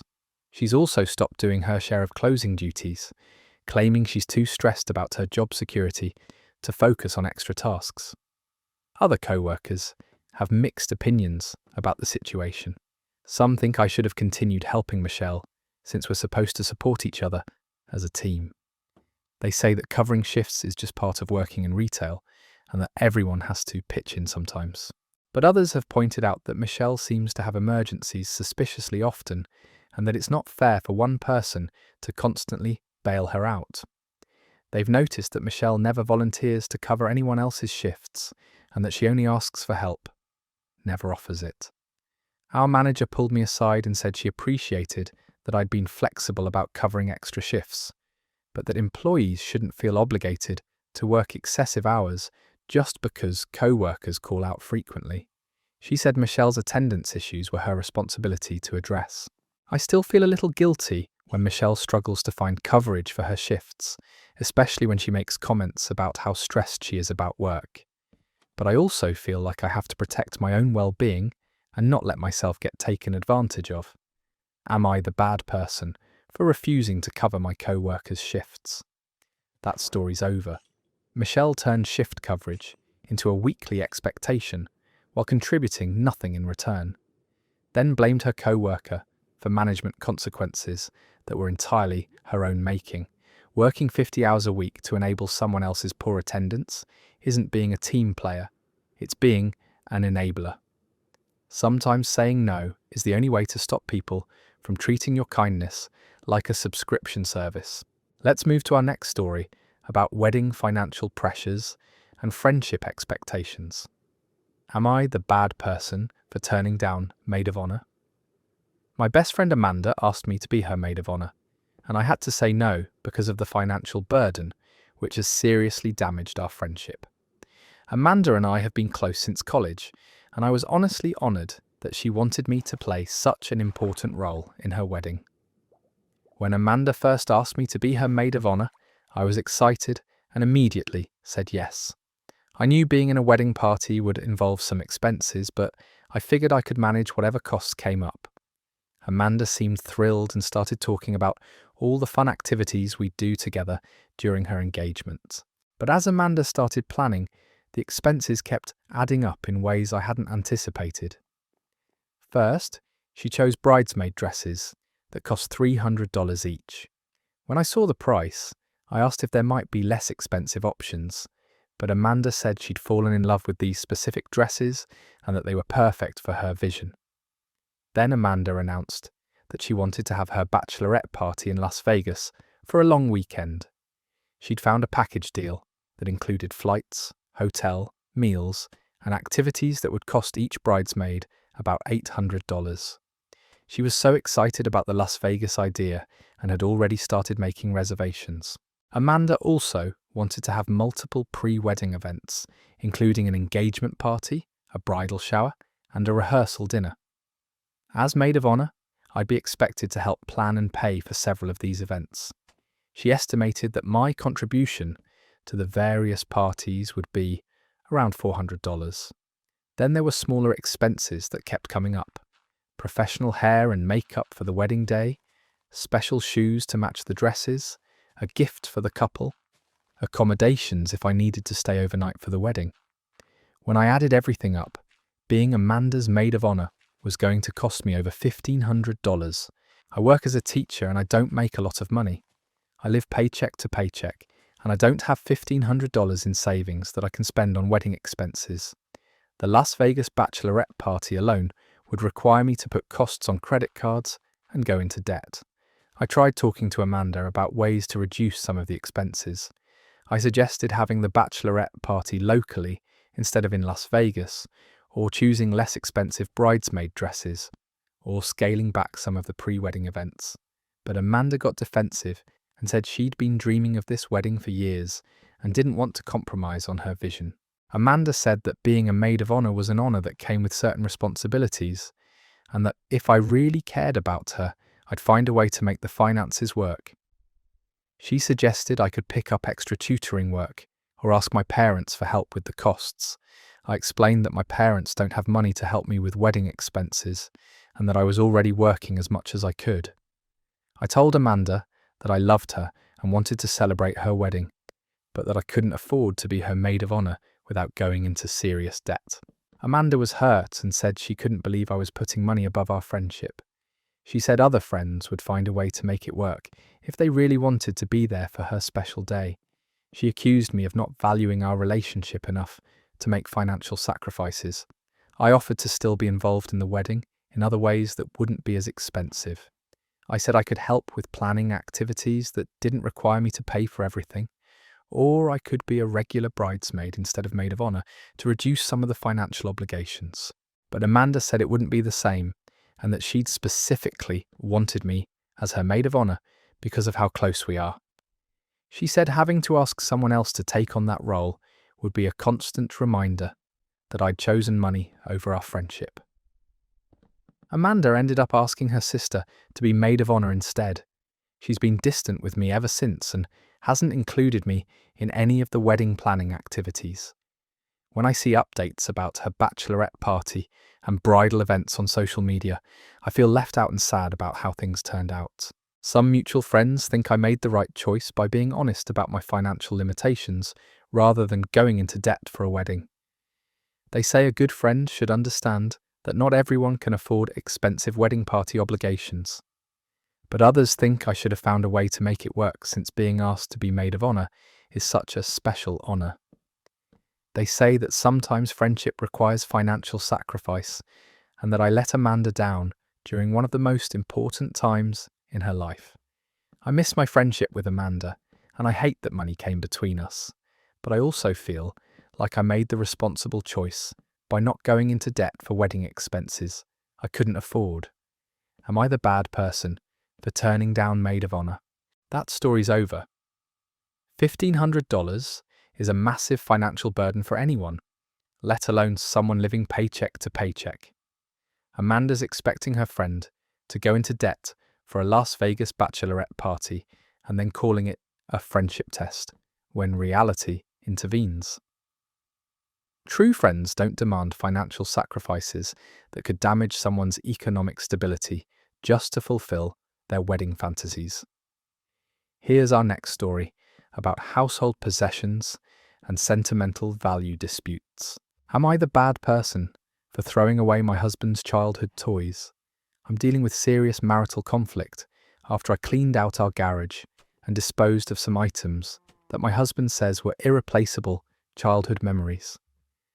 My husband Mark and I have been married for 5 years, and we've been gradually organising our house to make space for starting a family. Our garage had become a storage nightmare, with boxes and containers piled everywhere from when we moved in together 3 years ago. We could barely park one car in there, and we definitely couldn't find anything when we needed it. I'd been asking Mark to help me organise the garage for months, but he kept saying he was too busy with work. Last month I finally decided to tackle the garage project myself, since Mark wasn't making it a priority. I spent an entire weekend going through boxes and sorting items into categories to donate, keep, or throw away. Most of the boxes contained things like old textbooks, outdated electronics, and clothes that didn't fit anyone anymore. But I also found several boxes that were labelled as Mark's childhood belongings. When I opened them, I found a collection of action figures, toy cars, and games that were clearly very old and had been stored for years. Many of these toys were broken, missing pieces, or showing signs of damage from moisture and time. The action figures had loose joints and chipped paint. Several of the toy cars were missing wheels or had rust spots. There were board games with torn boxes and missing pieces scattered throughout. Some items had what looked like mould or mildew from being stored in our damp garage for so long. I made the decision to throw away the items that were clearly broken or damaged beyond repair. I kept anything that seemed to be in decent condition and could potentially have value or meaning. I thought I was being reasonable by disposing of things that were essentially trash while preserving anything worthwhile. When Mark came home, and saw that I had organised the garage, he was initially pleased and thanked me for tackling such a big project. But when he realised that some of his childhood toys were missing, his mood completely changed. He started going through the trash bags I'd set out for pickup. Mark was devastated when he found his old action figures and toy cars in the garbage. He said those toys represented his entire childhood, and that I'd thrown away irreplaceable memories without even asking him first. He said some of those toys had been gifts from his late grandfather, and that they had huge sentimental value regardless of their physical condition. I tried to explain that the toys were severely damaged and taking up space we needed for more practical storage. I pointed out that many of them were mouldy and potentially creating health hazards in our garage. I said I'd kept the items that were still in good condition and only disposed of things that were clearly beyond saving. Mark said that wasn't my decision to make, and that I should have asked him before throwing away anything that belonged to him. He said the condition of the toys didn't matter because they held emotional significance that I couldn't understand. He accused me of being heartless and not caring about things that mattered to him. I pointed out that Mark had ignored the garage organisation project for months, despite my repeated requests for help. I said if these toys were so important to him, he should have dealt with them himself, instead of leaving them to rot in storage boxes. I argued that I was trying to create a functional space for our family. Mark said that just because he was busy with work didn't give me the right to make unilateral decisions about his personal belongings. He said I'd violated his trust and shown complete disregard for his feelings and memories. He's been sleeping in the guest room for the past week and barely speaking to me. Mark's mother got involved when he told her what happened. She called me and said I was wrong to throw away toys that had been in their family for decades. She said those action figures had been Mark's prized possessions when he was young, and that his grandfather had spent a lot of money buying them for him. She also said that as Mark's wife, I should understand how important childhood memories are to him, and that I should have been more respectful of his sentimental attachments. She suggested I should have packed the toys away more carefully, instead of making arbitrary decisions about what to keep. I tried to explain to Mark's mother that the toys were genuinely damaged, and that storing mouldy items in our garage wasn't practical or healthy. I said I hadn't thrown them away out of malice, but because they seemed like they were beyond saving and taking up space we needed. But Mark's mother said the physical condition didn't matter, and that I should have let Mark make that decision for himself. She said some things are more important than practical storage solutions, and that I'd hurt her son deeply by disposing of precious childhood memories. Some of my friends think Mark is overreacting to the loss of some old broken toys and that I was being practical about organising our shared living space. They say that if these items were so important to him, he should have taken better care of them, or dealt with the storage situation himself. Others think I overstepped by throwing away items that clearly belonged to Mark without getting his permission first. They say that even if the toys seemed like junk to me, I should have asked before making decisions about his personal belongings, especially items from his childhood. Mark has suggested we go to couples counselling because he says this incident has shown him that I don't respect his feelings or his possessions. He's also talking about moving some of his belongings to his parents' house because he doesn't trust me not to throw away other important items. That story's over. Mark left mouldy, broken toys in storage for years while ignoring his wife's repeated requests for help, then accused her of being heartless when she finally handled the mess herself. Sometimes when you refuse to take care of your own belongings, someone else makes the hard decisions for you. The fact that he's considering couples counselling over damaged action figures instead of taking responsibility for his own neglect says everything.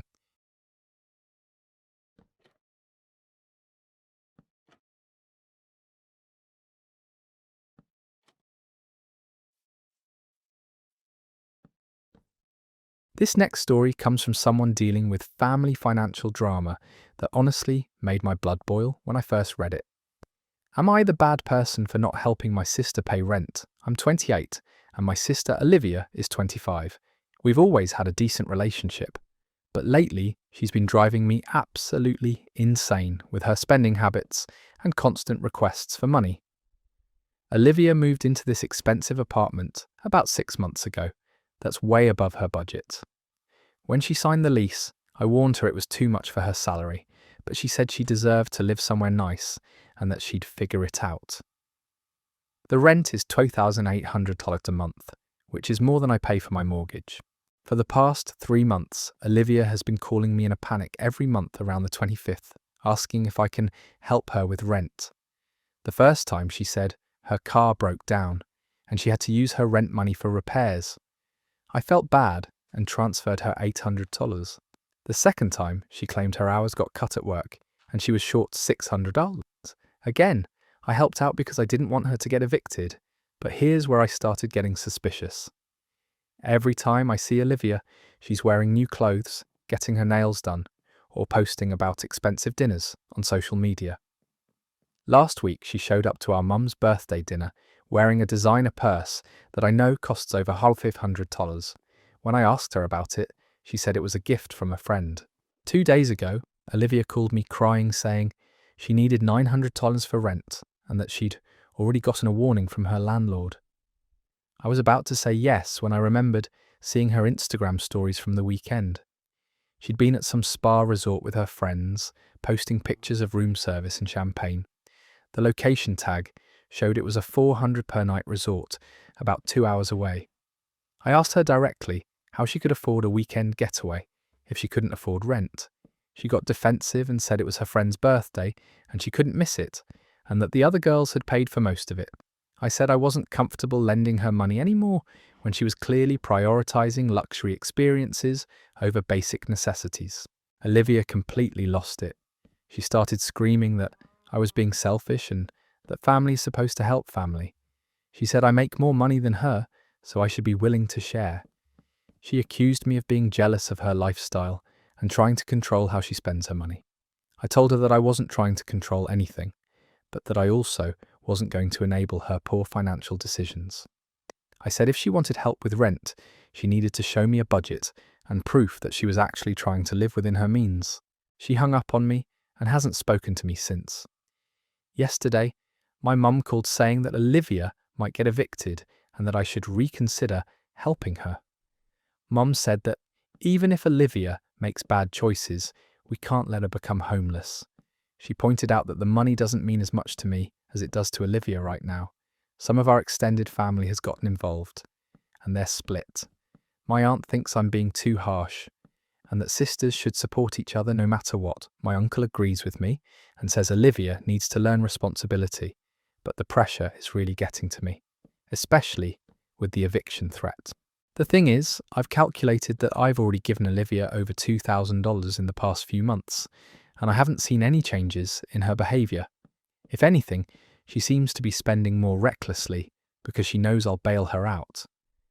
I'm worried that if I keep helping, she'll never learn to budget properly. Am I the bad person for refusing to help my sister pay rent when she keeps spending money on luxury items? That story just ended, and honestly, Olivia sounds exhausting. The sheer entitlement of asking for rent money while posting spa weekend photos on Instagram is mind-blowing. You can't have champagne taste on a beer budget and then guilt-trip your family into funding your lifestyle. Sometimes the kindest thing you can do is let someone face the natural consequences of their choices. The sister isn't helping by enabling this behaviour pattern. Let's move on to our next story, which involves wedding venue drama that honestly left me questioning everything about friendship boundaries. Am I the bad person for refusing to let my friend use my wedding venue? I'm getting married in October, and I put down a $3,000 deposit on this beautiful garden venue back in January. It's been booked solid for over a year, and I feel so lucky I managed to snag the date I wanted. My friend Sarah got engaged about a month after I did, and she's been struggling to find a venue for her wedding. She wants to get married in July, but everywhere she's looked is either too expensive or already booked. She's been really stressed about it and keeps talking about how she might have to push her wedding back to next year. Last week, Sarah called me with what she thought was the perfect solution. She asked if she could take over my venue booking for her July wedding, and I could find somewhere else for my October date. She said July venues are harder to find than October ones, so it would be easier for me to book something new. I was completely caught off guard by the request. I told her I'd already put down a significant deposit and that this venue was really important to me. Sarah said she understood about the deposit, but that she'd pay me back for it and cover any additional costs. She said it would be like I was doing her this huge favour that she'd never forget. The problem is, I don't want a different venue. I fell in love with this specific place the moment I saw it. It has these gorgeous old oak trees and a little stone bridge over a creek that runs through the property. I've already envisioned my entire wedding happening there. My photographer has been to the venue to scout locations, and we've planned out where the ceremony and reception will be based on the layout. I told Sarah I wasn't comfortable switching venues, and she got really upset. She said she couldn't believe I wouldn't help her when she was desperate. She pointed out that I have more time to find an alternative since my wedding is later, and that as her friend, I should want to help her avoid having to postpone her wedding. Sarah also mentioned that she's having financial stress about the wedding, and finding a venue at this late notice would probably cost her way more than what she'd pay me. She said I was being selfish by hoarding a venue when I could easily find another one. I tried to explain that it wasn't about the money or the convenience. I genuinely wanted to get married at this specific place, and I'd already put months of planning into this venue. I said I'd be happy to help her look for other options, or ask around if anyone knew of available venues. Sarah said that wasn't the same thing, and that if I really cared about her friendship, I'd make this sacrifice. She said she'd do it for me if the situation were reversed. She also pointed out that since she's getting married first, her friends and family would see the venue before mine, so it might look like I copied her if we both used the same place. That last comment really bothered me because it felt manipulative. I told Sarah that I wasn't going to change my venue and that I hoped she'd understand that this wasn't about not wanting to help her. She hasn't spoken to me since that conversation. Mutual friends have reached out saying Sarah is really hurt and that maybe I should reconsider. They say Sarah is going through a really hard time with wedding planning and that as her friend, I should be more supportive. But I also have friends who think Sarah was completely out of line for even asking. They said asking someone to give up their dream venue is a huge request, and that Sarah shouldn't have gotten upset when I said no. I'm starting to feel guilty because I do want to help my friend, but I also don't want to give up something that's really important to me. The wedding is supposed to be one of the most special days of my life, and I've been dreaming about this venue since I booked it. Am I the bad person for refusing to let my friend use my wedding venue? This one's actually pretty straightforward to me. Sarah basically asked her friend to give up her dream venue and then got mad when the answer was no. That's like asking someone to hand over their wedding dress because you like it better than yours. The guilt trip about friendship and financial stress doesn't change the fact that she's asking for something incredibly unreasonable. You don't get to claim someone else's wedding plans just because yours are more complicated. Our next story comes from someone dealing with boundary issues that honestly hit way too close to home for a lot of us. Am I the bad person for telling my mum to stop dropping by unannounced? I'm 24 and moved into my own apartment about 8 months ago. It's the first time I've lived completely independently, and I love having my own space where I can relax and be myself. The problem is my mum has been treating my apartment like it's an extension of her house. She drops by whenever she feels like it, usually without any warning. Sometimes I'll be in my pajamas at 10 a.m. on a Saturday, and she'll just walk in with groceries or cleaning supplies, acting like it's completely normal. At first I thought it was sweet that she wanted to help me settle in. She'd bring food or offer to help me organise things. But it's been 8 months now, and she's times a week. I never still doing it multiple know when she's going to show up. Last weekend was the breaking point. I had a friend over, and we were just hanging out watching movies in our sweats, eating pizza. My mum walked in using the spare key I'd given her for emergencies, and immediately started commenting on how messy my living room was, and how I should be eating healthier food. My friend felt super awkward, and honestly, I was mortified. After my mum left, my friend asked if that happened often, and I realised how weird the situation had become. I wouldn't dream of just walking into someone else's home without permission, but my mum acts like my privacy doesn't matter. I decided to have a conversation with her about boundaries. I called her and explained that while I appreciate her wanting to help, I need her to call or text before coming over. I said I'm an adult now and I deserve to have privacy in my own home. My mum did not take it well. She said she couldn't believe I was trying to shut her out of my life. She pointed out that she's my mother and that she should be welcome in my home any time. She said she's just trying to be helpful and that most kids would be grateful to have a mum who cares so much. I tried to explain that it wasn't about not wanting to see her, but about respect and boundaries. I said I'd love to have her over, but I wanted to know when she was coming so I could be prepared and give her my full attention. She got really emotional and said I was being cold and distant. She said, ever since I moved out, I've been acting like I'm too good for my family. She brought up all the things she's done for me over the years and said she never expected me to treat her like a stranger. I told her she's not a stranger, but that even family members should respect each other's privacy. I said I wouldn't walk into her house without permission, and I expected the same courtesy. My mum said that was different because I'm her child, and she'll always worry about me. She said part of being a parent is making sure your kids are okay, and she can't do that if I'm keeping her at arm's length. Since that conversation, things have been really tense between us. She's been much more formal when we talk, and she makes comments about how I don't need her anymore. She told my dad that I'm becoming selfish, and that she's worried about the person I'm turning into. My dad called me to try to mediate, and he said maybe I could compromise by giving Mum a schedule of when she can visit. But I don't think I should have to schedule my mother's visits like she's a service technician. I just want her to ask before coming over. Some of my friends think my mum is being overbearing and that I'm right to set boundaries. Others think I'm being too harsh and that I should just let her visit since she means well.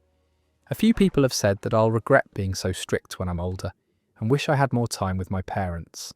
I love my mum and I want her to be part of my life, but I also need to feel like I have some control over my own living space. Am I the bad person for asking my mum to call before dropping by? This is such a relatable struggle that honestly shows how toxic family dynamics can get when parents refuse to accept that their adult children have boundaries.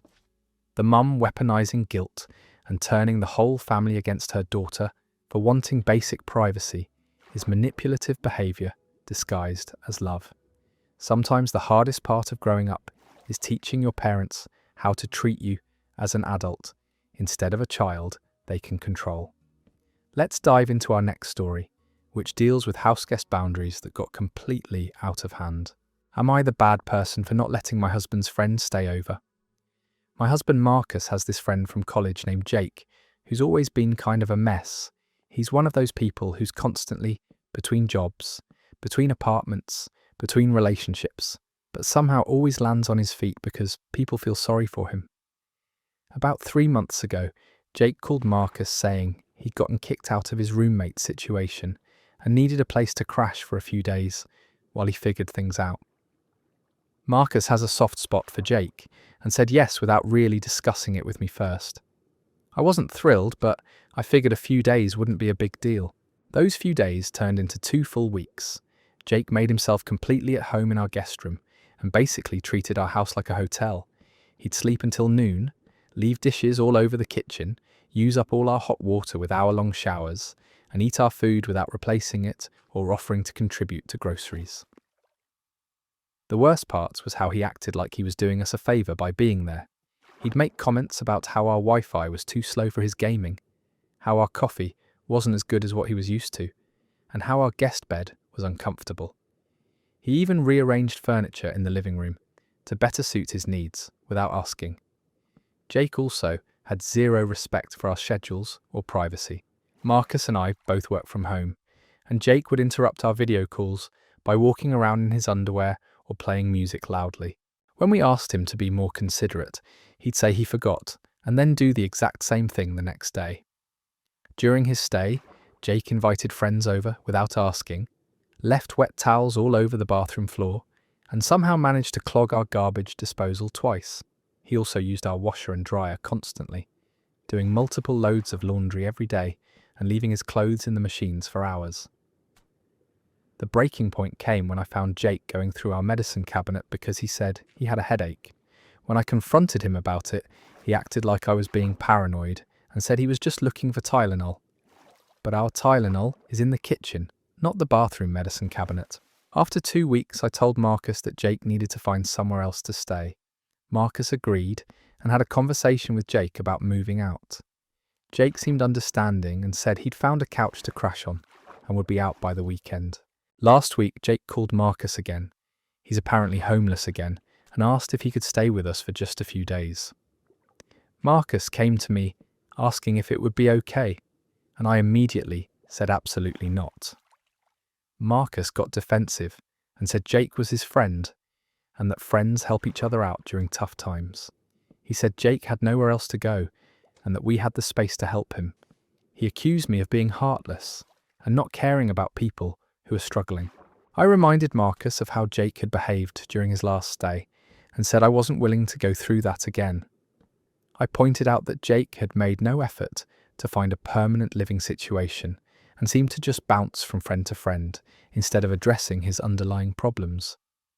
Marcus said everyone deserves second chances and that maybe Jake had learned from his mistakes. He said I was being judgmental and that Jake's living situation wasn't really his fault because the job market is tough right now.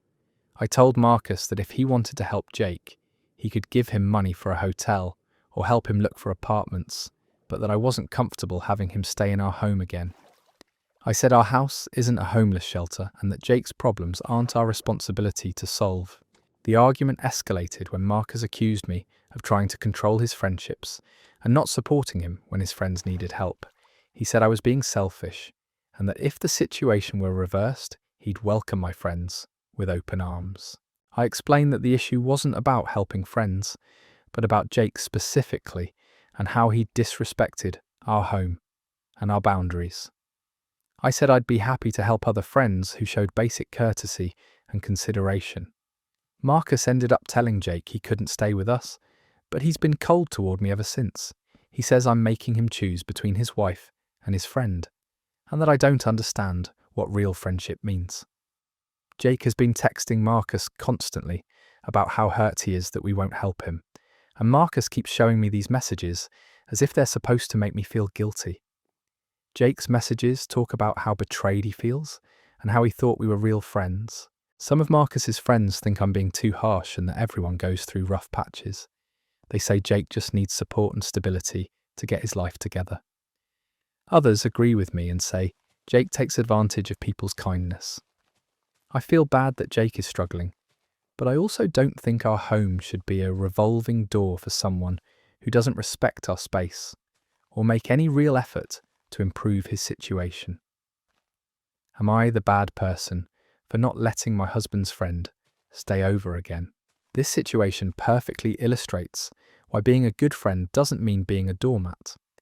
Jake clearly treats everyone's homes like personal hotels, where he can do whatever he wants without consequences. The husband needs to realize that enabling this behavior isn't actually helping Jake grow or become more responsible. Sometimes saying no is the kindest thing you can do because it forces people to find real solutions instead of just hopping from couch to couch. Moving on to our next story, which involves academic responsibility and roommate drama. Am I the bad person for not waking my roommate for her exam? I live in a dorm with my roommate Chloe, and we're both juniors in college. We've gotten along pretty well this year, but Chloe has some habits that drive me absolutely crazy. The main issue is that Chloe is terrible at managing her time and taking responsibility for herself. She stays up until 3 or 4 a.m. every night, watching Netflix or scrolling through TikTok, then sleeps through multiple alarms in the morning. Her phone alarm goes off every 5 minutes starting at 7 a.m., but she just hits snooze repeatedly until around 10 or 11. This wouldn't be my problem, except that we share a small room and her constant alarms wake me up too. I'm usually up by 7:30 for my morning classes, but I have to listen to her phone buzzing and beeping for hours after I'm already awake. I've asked her multiple times to either go to bed earlier or set fewer alarms, but she always says she's a heavy sleeper and needs them all. Chloe also has a pattern of asking me to wake her up for important things. She's asked me to make sure she's up for exams, job interviews, and meetings with professors.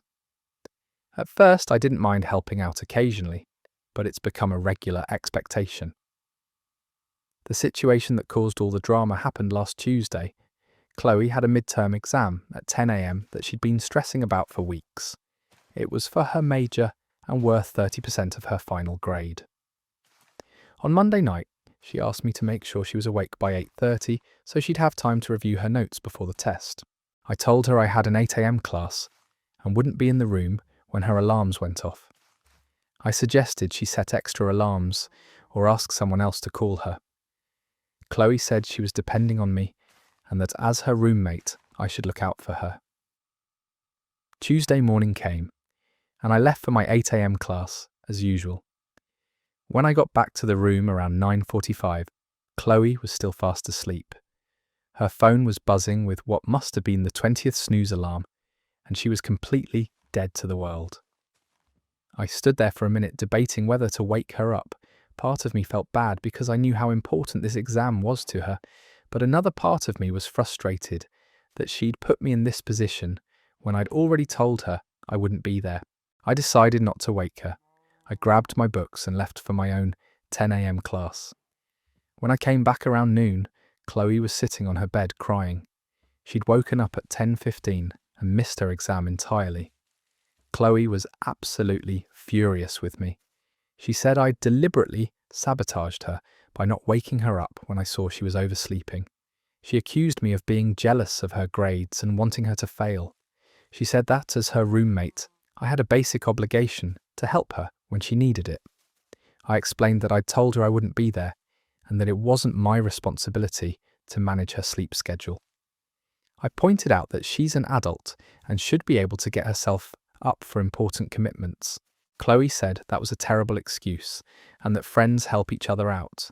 She said I could have easily shaken her awake before leaving for my own class and that it would have taken me literally 30 seconds. She said my selfishness had potentially ruined her entire semester. The argument got heated when she said I was a bad roommate and a bad friend for not caring about her success. I told her that I did care, but that I wasn't going to be her personal alarm clock anymore. I said she needed to take responsibility for her own schedule instead of relying on other people to manage her life. Chloe went to the professor to try to make up the exam, but he said the syllabus clearly states that missed exams can only be made up with documented medical emergencies. She's now facing the possibility of failing the class or having to withdraw and retake it next semester. She's been giving me the silent treatment for over a week, and when she does talk to me, she blames me for ruining her academic record. She's told our mutual friends that I saw her oversleeping and chose not to help her because I'm a terrible person. Some of our friends think I should have just woken her up since I was there, and it wouldn't have been a big deal.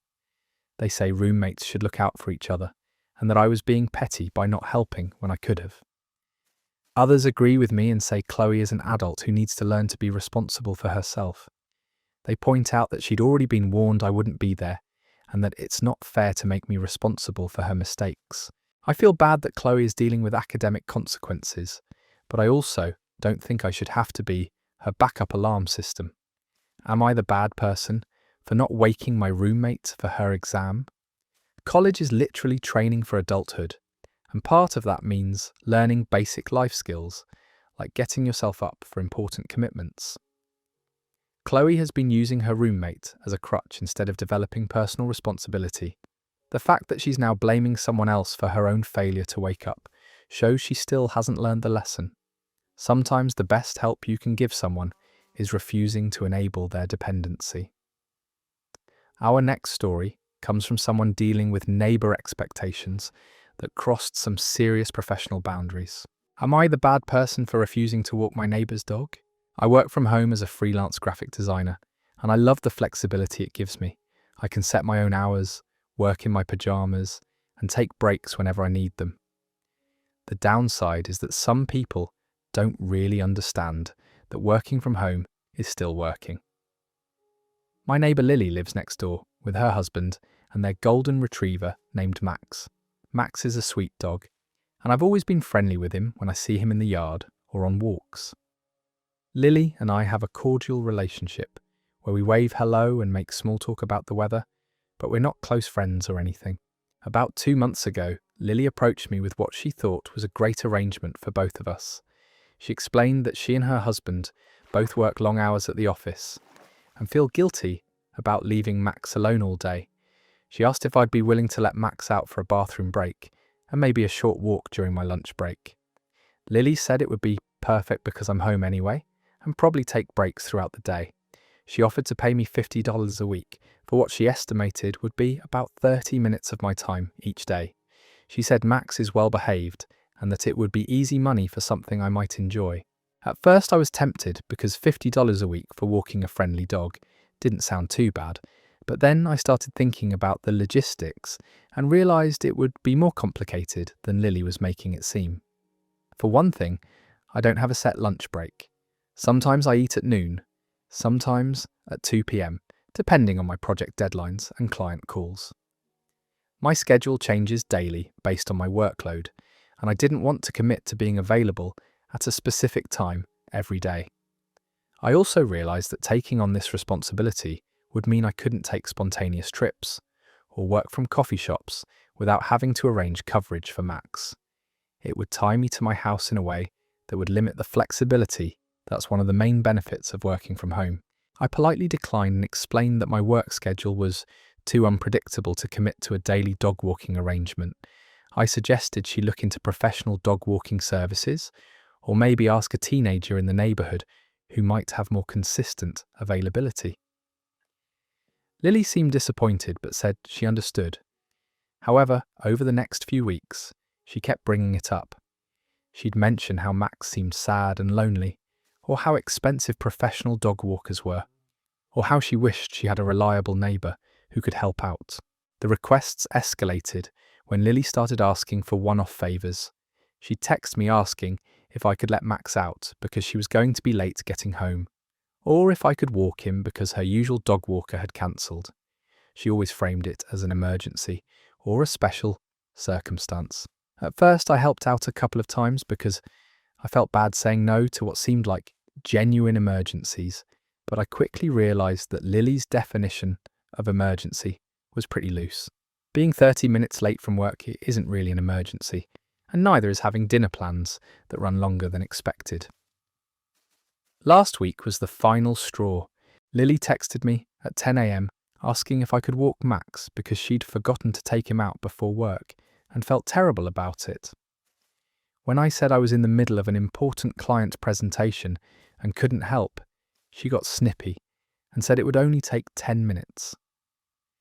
I explained that I was literally on a video call with a client and couldn't just step away. Lily responded by saying that working from home must be nice because I can make my own schedule and take breaks whenever I want. She said she didn't understand why I couldn't just pause my work for a few minutes to help a neighbour in need. That comment really bothered me because it showed that Lily doesn't respect my work or understand that working from home doesn't mean I'm available to run errands all day. I decided to have a more direct conversation with her about boundaries. I told Lily that while I sympathise with her situation, I can't be her backup dog care solution. I explained that my work requires focus and concentration, and that interrupting my day for non-emergency dog walking wasn't something I could continue doing. Lily got defensive and said she thought we were friendly neighbours who helped each other out. She said she'd helped me in the past by accepting packages when I wasn't home, and she expected the same consideration in return. I pointed out that accepting a package takes 30 seconds, while walking a dog takes 30 minutes, and that the time commitment wasn't really comparable. I also mentioned that I never asked her to accept my packages, she just offered to do it. Since that conversation, Lily has been cold toward me. She doesn't wave when she sees me anymore, and I heard her complaining to another neighbour about how unfriendly and unhelpful some people in the neighbourhood are. She's also made comments about how people who work from home don't understand what real work is like. Some people I've talked to think I should have just helped her out, since I am home during the day, and it's not that big of a deal. Others agree with me that Lily was taking advantage and that working from home doesn't mean I'm available to provide free services to neighbours. I feel a little guilty because Max is a sweet dog, and it's not his fault that his owners leave him alone all day. But I also don't think I should have to restructure my work schedule around my neighbour's pet care needs. Am I the bad person for refusing to walk my neighbour's dog? Working from home doesn't make you the neighbourhood's free labour force, and Lily clearly doesn't understand the difference between a favour and a regular commitment. The fact that she tried to guilt trip about the package comparison shows how entitled she's become to other people's time. Just because someone works from their house doesn't mean they're available to drop everything and walk your dog whenever it's convenient for you. Let's move to our next story, which involves family gaming drama that brought out everyone's inner child. Am I the bad person for not lending my brother my console? I'm 22, and my brother Tyler is 19. We both still live at home while we're in college, which means we share a lot of common spaces and sometimes get on each other's nerves. About 6 months ago, I saved up money from my part-time job and bought myself a PlayStation 5. It was a huge purchase for me, and I had to budget really carefully for months to afford it. I was so excited when I finally got it, and I set it up in my bedroom so I could game when I wanted privacy. Tyler has always been jealous of my gaming setup. He has an older Xbox that our parents bought him a few years ago, but he's been wanting to try some of the PlayStation exclusive games. When I first got my PS5, he asked if he could play it sometimes, and I said sure, as long as he asked first and didn't mess with my saved games. For the first few months, this arrangement worked okay. Tyler would ask to borrow it maybe once or twice a week, usually when I was at work or hanging out with friends. He was generally respectful about returning it when I wanted to use it. The problems started when Tyler began treating my console like it was a shared family system. He'd take it down to the living room without asking and set it up on the big TV. He'd invite his friends over to play multiplayer games, and I'd come home to find a bunch of guys I barely knew using my expensive gaming system. The breaking point came 3 weeks ago when I got home from work to find that Tyler had somehow broken my favourite controller. The left analog stick was completely loose and unresponsive, making most games unplayable. When I asked him what happened, he said it must have been defective and that it wasn't his fault. I was furious because that controller had been working perfectly fine, and now I'd have to spend $70 to replace it. Tyler said accidents happen and that I was being dramatic about a stupid controller. He said he'd pay for half of a replacement, but only if I kept letting him use the console. I told Tyler that I wasn't comfortable lending him my gaming system anymore since he wasn't taking care of it. I said I'd replace the controller myself, but that the PS5 was staying in my room and he couldn't use it anymore. Tyler completely lost it. He said I was being selfish and petty, and that since we're brothers, we should share our stuff.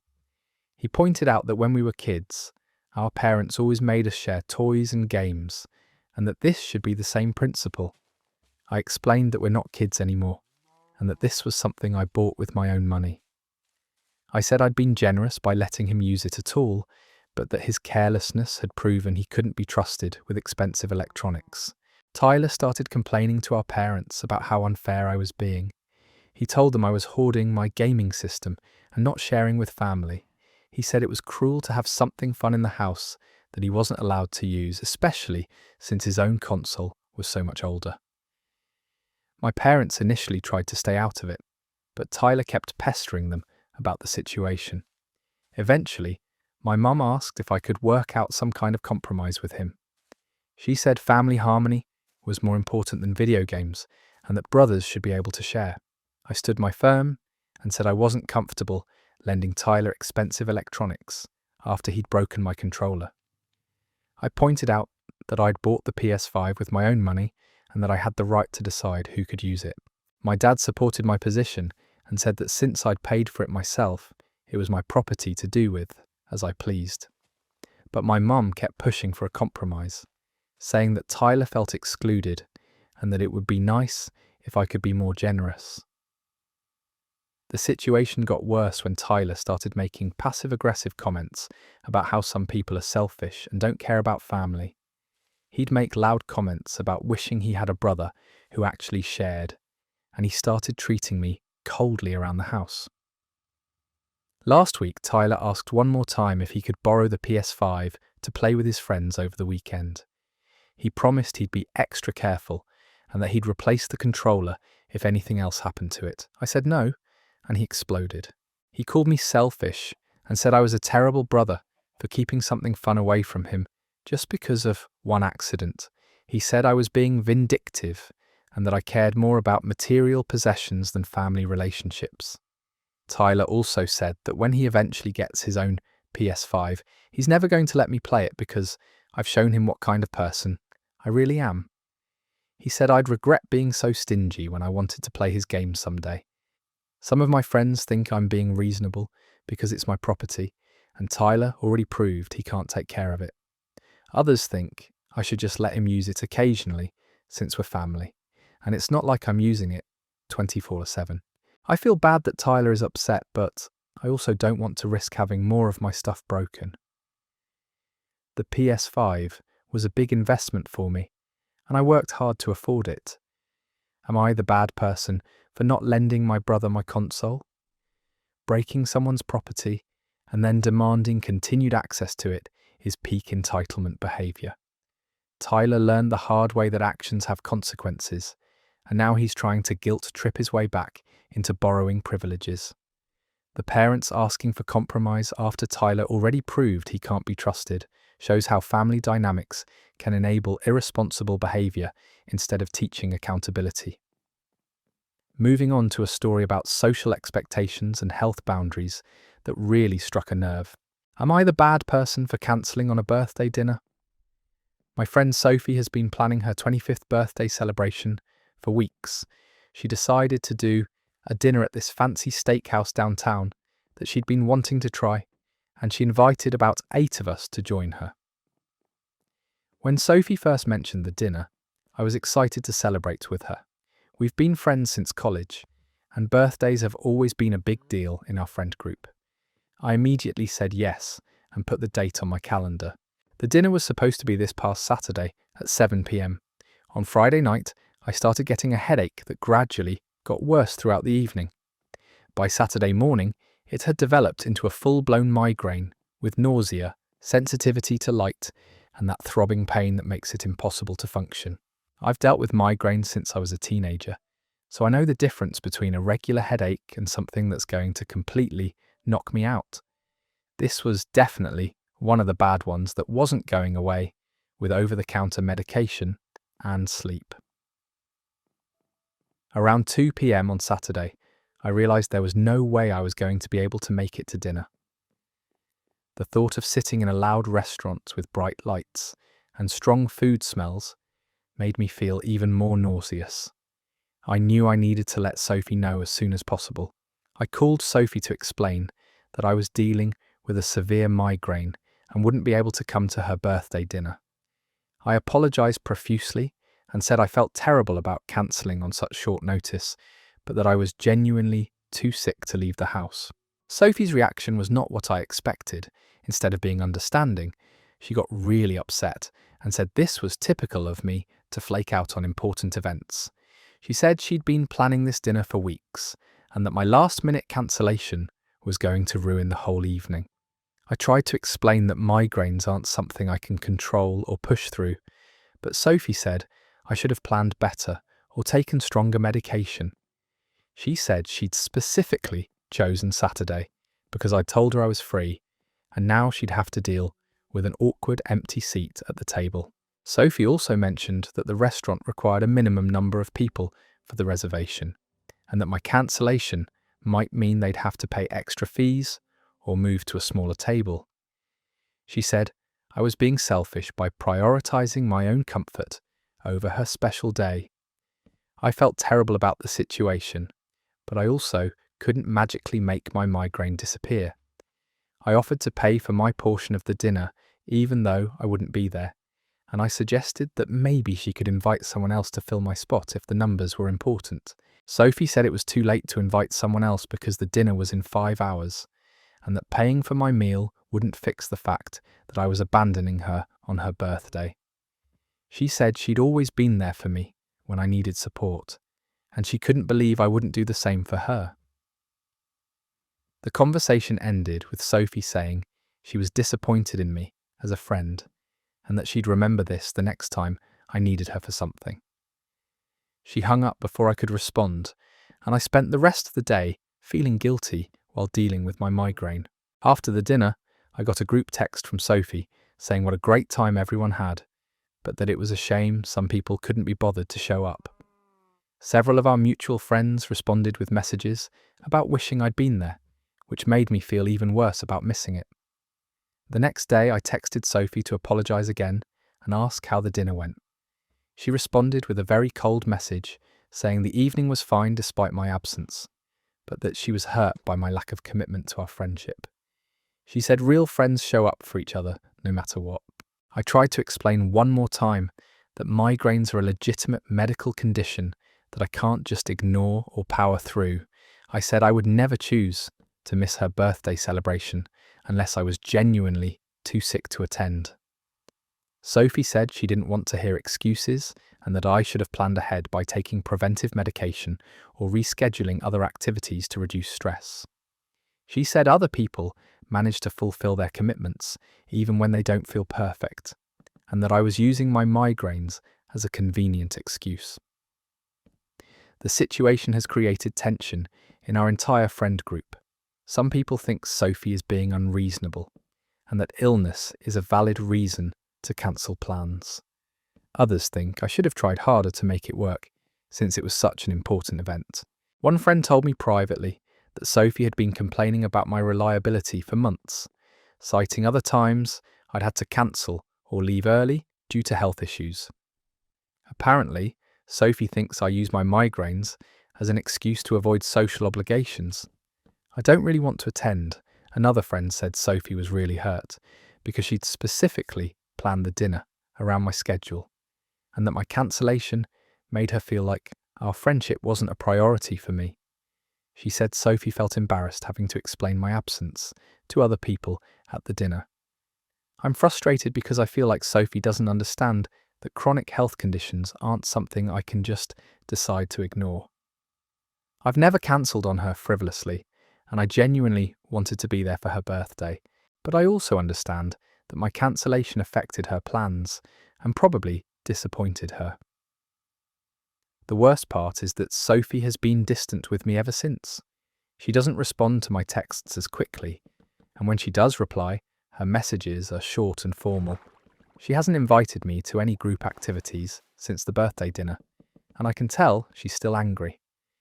I've been wondering if I should have just forced myself to go to the dinner despite feeling terrible. Maybe I could have taken stronger medication and suffered through a few hours for the sake of our friendship. But I also think expecting someone to attend social events while dealing with severe pain isn't really fair. Am I the bad person for cancelling on a birthday dinner because of my migraine?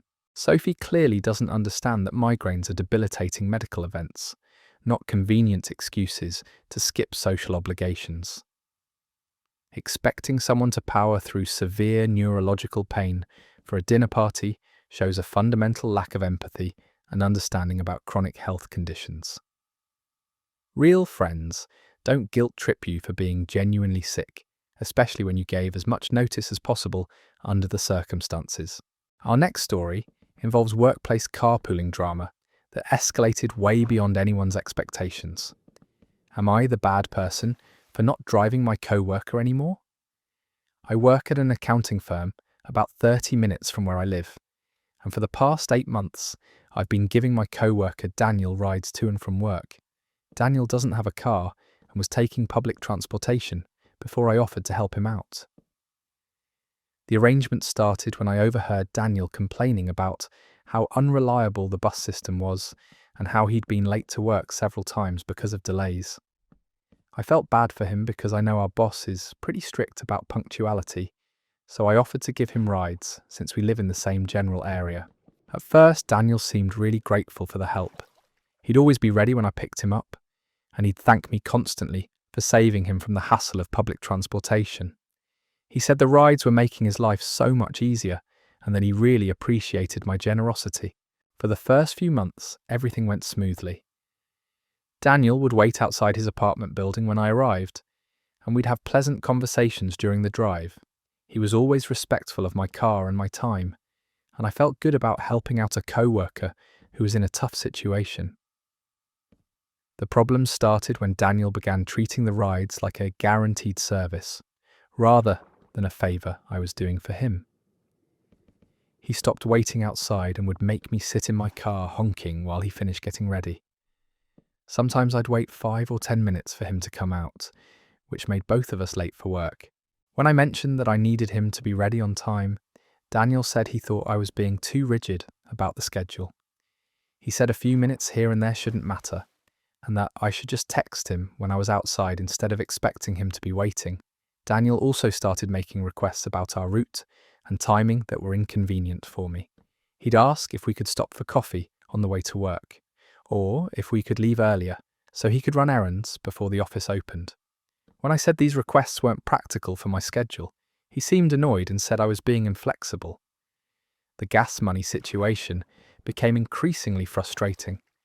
When I first started giving Daniel rides, I didn't ask for gas money because I was driving to work anyway, and it seemed like a nice thing to do. But after a few months, I realised that the extra mileage to pick him up and drop him off was adding up. I mentioned to Daniel that it would be helpful if he could contribute something toward gas expenses. He said he understood and would start helping out, but then he'd only give me $10 or $15 every few weeks. The actual cost of the extra driving was probably closer to $20 per week, but I didn't want to seem petty by demanding exact calculations. The situation that finally made me stop giving Daniel rides happened 2 weeks ago. I had told him the day before that I had a dentist appointment and would need to leave work a little early, so he'd need to find his own way home that day. When I was getting ready to leave for my appointment, Daniel approached me and said he'd forgotten about my early departure and hadn't arranged alternative transportation. He asked if I could drop him off at home real quick before going to the dentist, since it was sort of on the way. I explained that my appointment was in 45 minutes and that driving him home would make me late. Daniel said it would only take an extra 15 minutes and that surely my dentist could accommodate a slight delay. He said he was depending on me and didn't have money for an Uber. When I said I couldn't make the detour without being late for my appointment, Daniel got upset and said I was being selfish.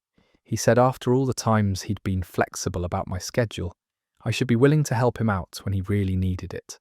I pointed out that he actually hadn't been flexible about my schedule and that he'd been consistently making me wait for him and asking for inconvenient favours. Daniel said those were minor issues compared to leaving him stranded at work without a ride home. After that conversation, I decided I was done giving Daniel rides. The next Monday, I told him that I wouldn't be able to continue our carpool arrangement and that he'd need to make other transportation plans. I said I'd be happy to help him transition by giving him rides for the rest of that week. Daniel was shocked and asked what he'd done wrong. When I explained my frustrations about punctuality, gas money, and the increasing demands on my time, he said I was overreacting to minor inconveniences. He said he thought we were friends and that friends help each other out without keeping score of every small favour. Daniel also said that since driving to work was something I had to do anyway, giving him rides wasn't really costing me anything extra. Since I stopped driving Daniel to work, he's been cold and distant with me at the office. He makes passive-aggressive comments about how some people aren't as helpful as they pretend to be, and he's complained to other co-workers about my sudden change in attitude. Several co-workers have asked me about the situation, and opinions are mixed.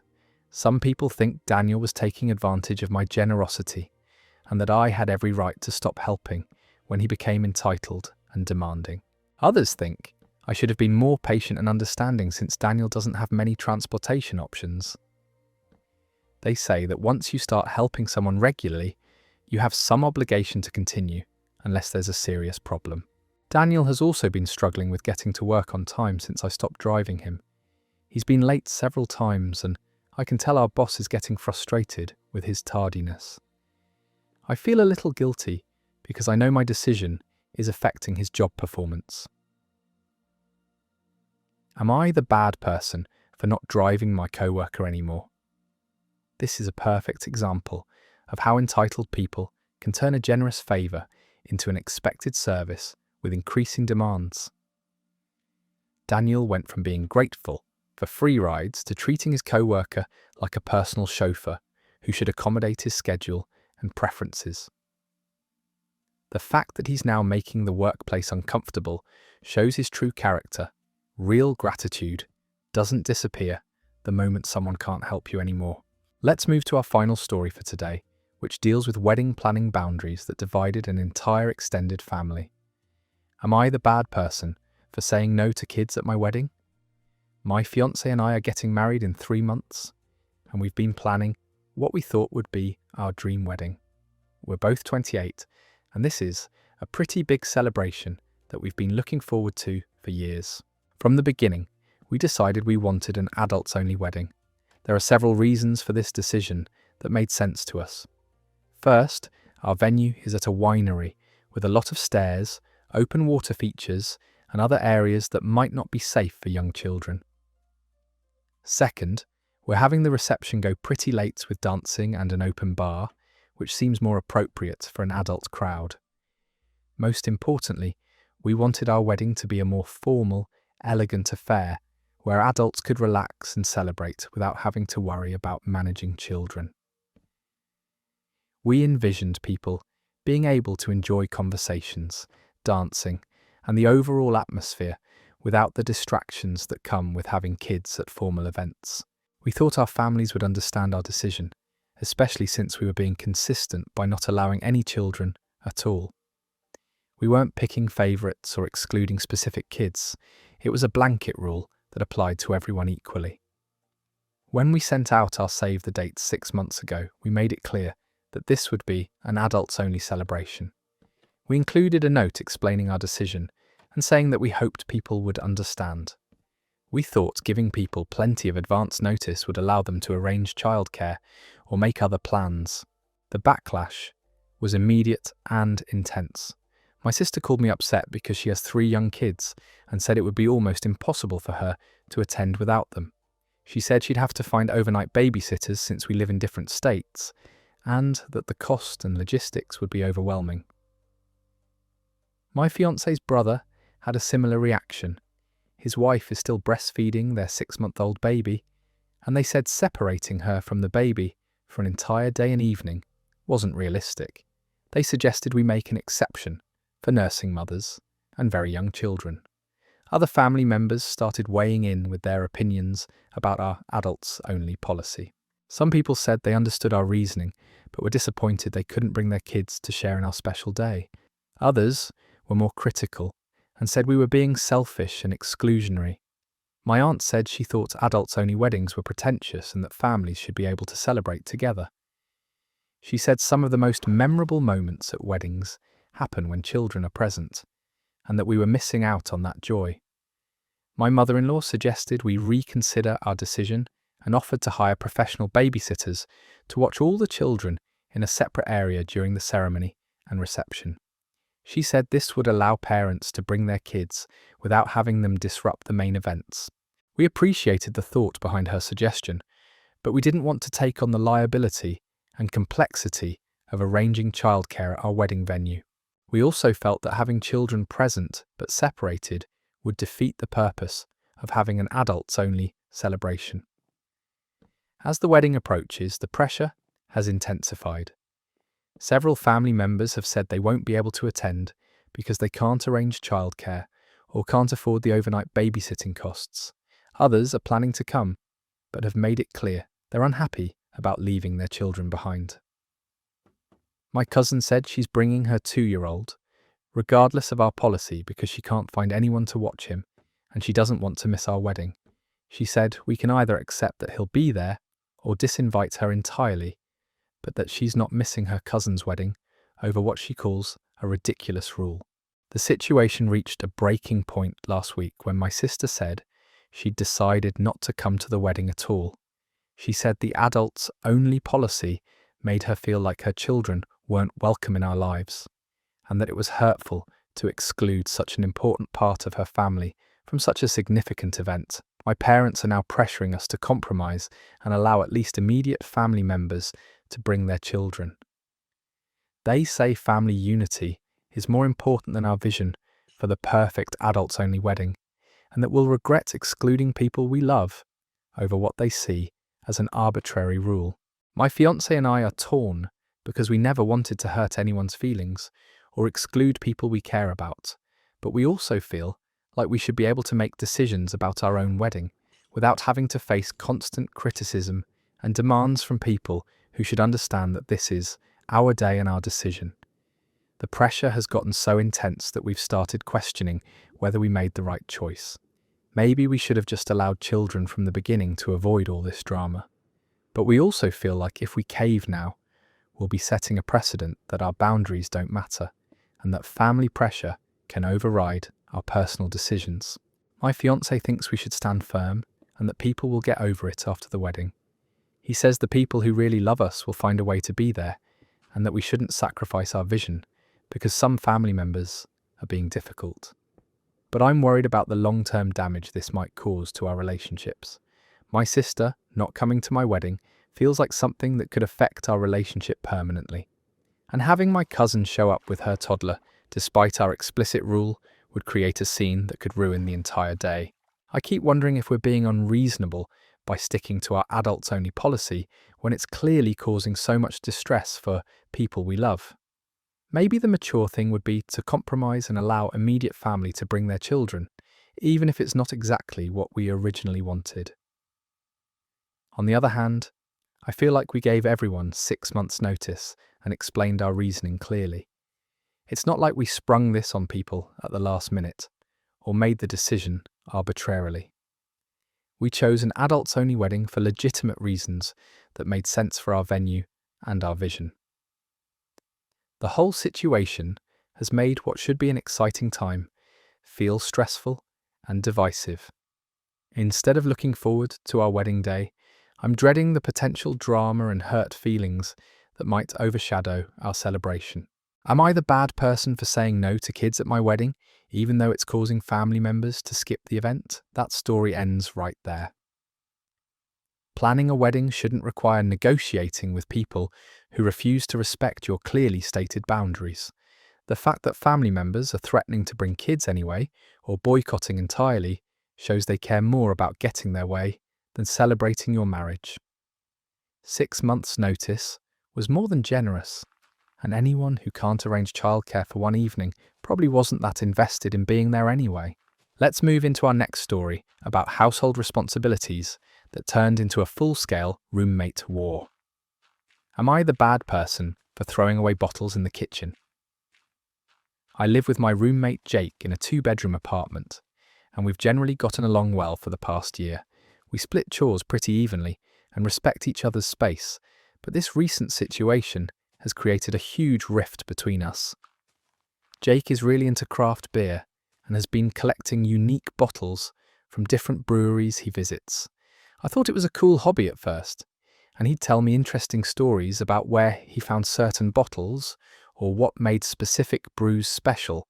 The problem started about 2 months ago when Jake began storing his bottle collection in our shared kitchen space.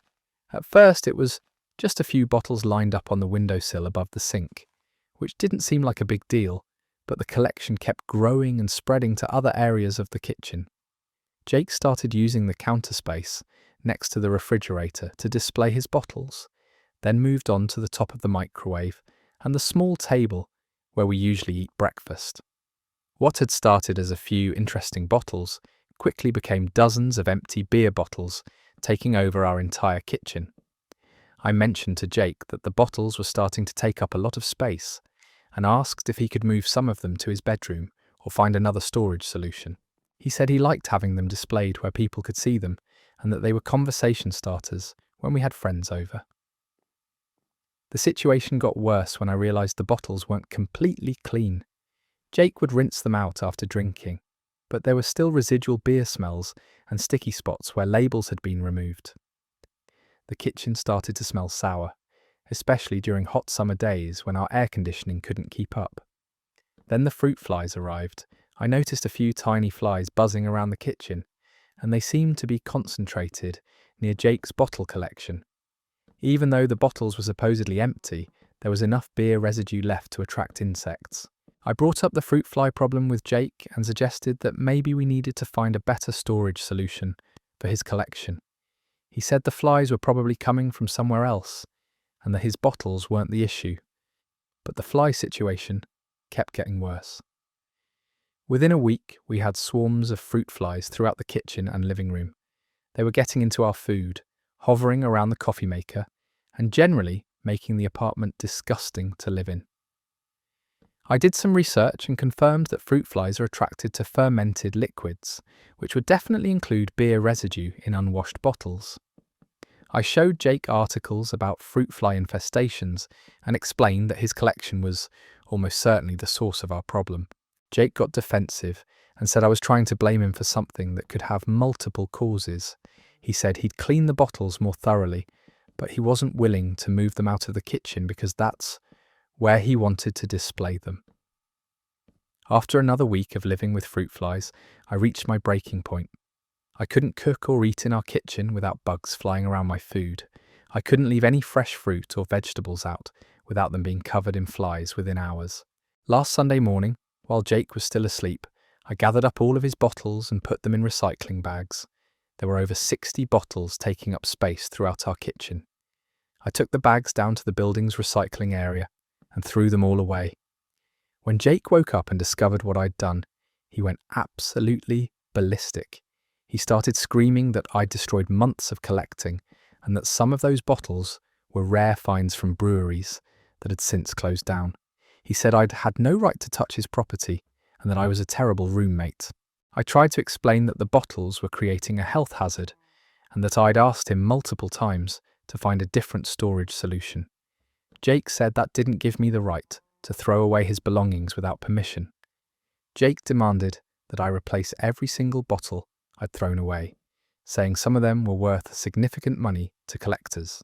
He said I'd essentially stolen from him and that he was considering calling the police or taking me to small claims court. I pointed out that the fruit fly problem had disappeared completely within 24 hours of removing the bottles, which proved they were the source of the infestation. But Jake said that was just coincidence and that I could have addressed the issue without destroying his collection. The argument escalated when Jake said I was jealous of his hobby and had been looking for an excuse to get rid of his bottles. He accused me of being controlling and not respecting his interests or his right to use shared spaces in the apartment. I explained that shared spaces meant we both had to agree on what was stored there, and that I hadn't agreed to live with dozens of unwashed bottles attracting insects. Jake said I should have given him more time to find a solution and that my actions were extreme and vindictive. Since the incident, Jake has been incredibly hostile toward me. He's refused to do any shared household chores, saying he can't trust me not to throw away his belongings while he's not from temperature control to noise levels. Jake looking. He's also been passive-aggressive about everything have been mixed. Some people think I has told our mutual friends about the situation, and reactions completely justified in removing a health hazard from our shared living space, especially after giving him multiple warnings about the problem. Others think I crossed a major line by throwing away someone else's property without permission, regardless of my reasoning. They say I should have given Jake an ultimatum or found another way to address the fruit fly issue. The most frustrating part is that Jake still insists his bottles weren't causing the fruit flies, even though the problem disappeared immediately after I removed them. He's convinced that I used the fly situation as an excuse to get rid of something that annoyed me. I feel bad about throwing away Jake's collection without his permission, but I also couldn't continue living with a fruit fly infestation. The kitchen had become unusable, and Jake seemed unwilling to acknowledge that his hobby was creating problems for both of us. Am I the bad person for throwing away bottles in the kitchen that were attracting fruit flies? This story just ended, and honestly, Jake created this situation by turning shared living space into his personal brewery museum. 60 bottles of unwashed beer containers attracting swarms of fruit flies isn't a hobby, it's a health hazard. Sometimes being a good roommate means making hard decisions when someone refuses to address problems they've created. The fact that the flies disappeared immediately after removing the bottles proves exactly what was causing the infestation, regardless of Jake's denial. Our next story involves financial expectations between friends that got completely out of hand. Am I the bad person for refusing to pay for my friend's drinks? My friend Noah and I have been close since high school, and we usually hang out pretty regularly. He's always been the type of person who likes to go out and have a good time, while I'm more of a budget-conscious person who prefers low-key activities. Last Friday night, Noah called me around 8 p.m. and said he wanted to go check out this new cocktail bar downtown that had just opened.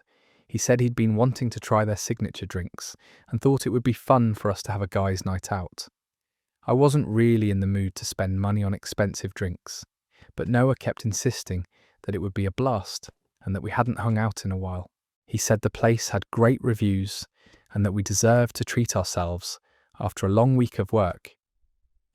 Eventually, I agreed to go, but I made it clear that I was only planning to have a couple of drinks, since cocktails at trendy places can be pretty pricey. Noah said that was fine and that we'd just go for a few hours and see how we felt. When we got to the bar, I could immediately tell it was one of those upscale places where drinks cost $15 to $18 each. The atmosphere was nice, but I knew I'd need to pace myself to avoid spending too much money on what was supposed to be a casual night out. Noah, on the other hand, seemed completely unconcerned about prices.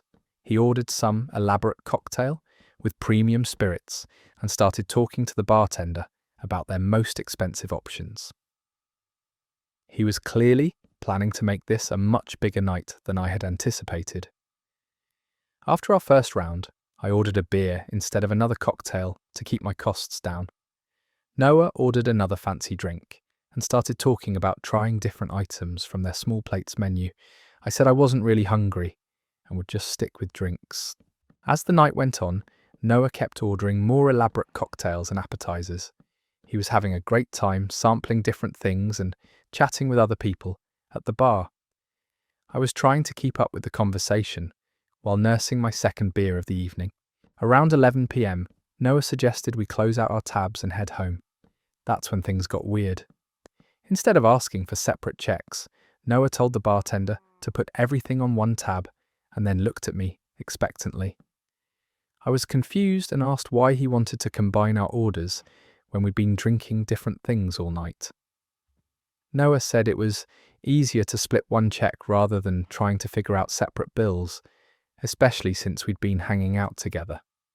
When the bartender brought over the total, it was $180 for the evening. I nearly choked because I knew my 2 beers and 1 cocktail couldn't have been more than $45. The rest was Noah's expensive drinks and the appetizers he'd ordered throughout the night. Noah pulled out his wallet and put down his credit card, then said we should split the bill 50-50 since we'd both been enjoying the evening together. He calculated that we each owed $90 and asked me to contribute my half. I told Noah there was no way I was paying $90 when I'd only had 3 drinks total. I said I'd be happy to pay for what I actually ordered, but I wasn't subsidizing his expensive cocktail tasting session. Noah seemed genuinely surprised by my response and said he thought we were just having a fun night out together. He said when friends go out, they usually split the bill evenly rather than nickel and dimming each transaction. I explained that splitting evenly works when people order similar amounts, but that he'd spent over 3 times what I had. I said it wasn't fair for me to pay for drinks I didn't order and food I didn't eat. Noah got defensive and said he'd been the one to invite me out and that I should have spoken up if I was worried about money. He said it was embarrassing to argue about the bill in front of the bartender and other customers. The situation got more tense when Noah said he was disappointed in my attitude and that he thought our friendship was worth more than haggling over drink prices. He said he'd always been generous with me and that he expected the same consideration in return. I told Noah that generosity was about choosing to treat someone, not assuming they'd pay for your choices without asking. I said if he wanted to treat me to drinks, he should have said so up front, and if he wanted me to split an expensive bill, he should have discussed it before ordering. Eventually, Noah paid the full bill himself, but he was clearly angry about it. He barely spoke to me during the ride home and made several comments about how some people don't understand what friendship means. Since that night, Noah has been distant and passive-aggressive with me. He's made comments about how careful he needs to be about money when we're together, and he's stopped inviting me to group activities that involve spending money. Mutual friends have heard about our argument, and opinions are split. Some people think Noah was wrong to assume I'd split his expensive orders, especially since I'd made it clear I was trying to keep costs down. Others think I was being cheap, and that friends should be willing to help each other out, even if it means occasionally paying more than your exact share. They say Noah has been generous in the past and that I should have returned the favour. The most frustrating part is that Noah seems to think I ruined our friendship over money, when really I was just refusing to pay for things I didn't order. I would have been happy to split the bill if we'd ordered similar amounts, or if he'd asked me beforehand if I was okay with sharing costs. Noah has also been telling people that I embarrassed him at the bar by arguing about money in public. He says he felt awkward having to pay the full bill after assuming we'd split it, and that my refusal made him look bad in front of other people. I keep wondering if I should have just paid the $90 to avoid drama, but I also don't think friends should trap each other into paying for things they didn't agree to buy. Am I the bad person for refusing to pay for my friend's drinks when he ordered way more than I did? Noah's behaviour here is textbook social manipulation disguised as friendship.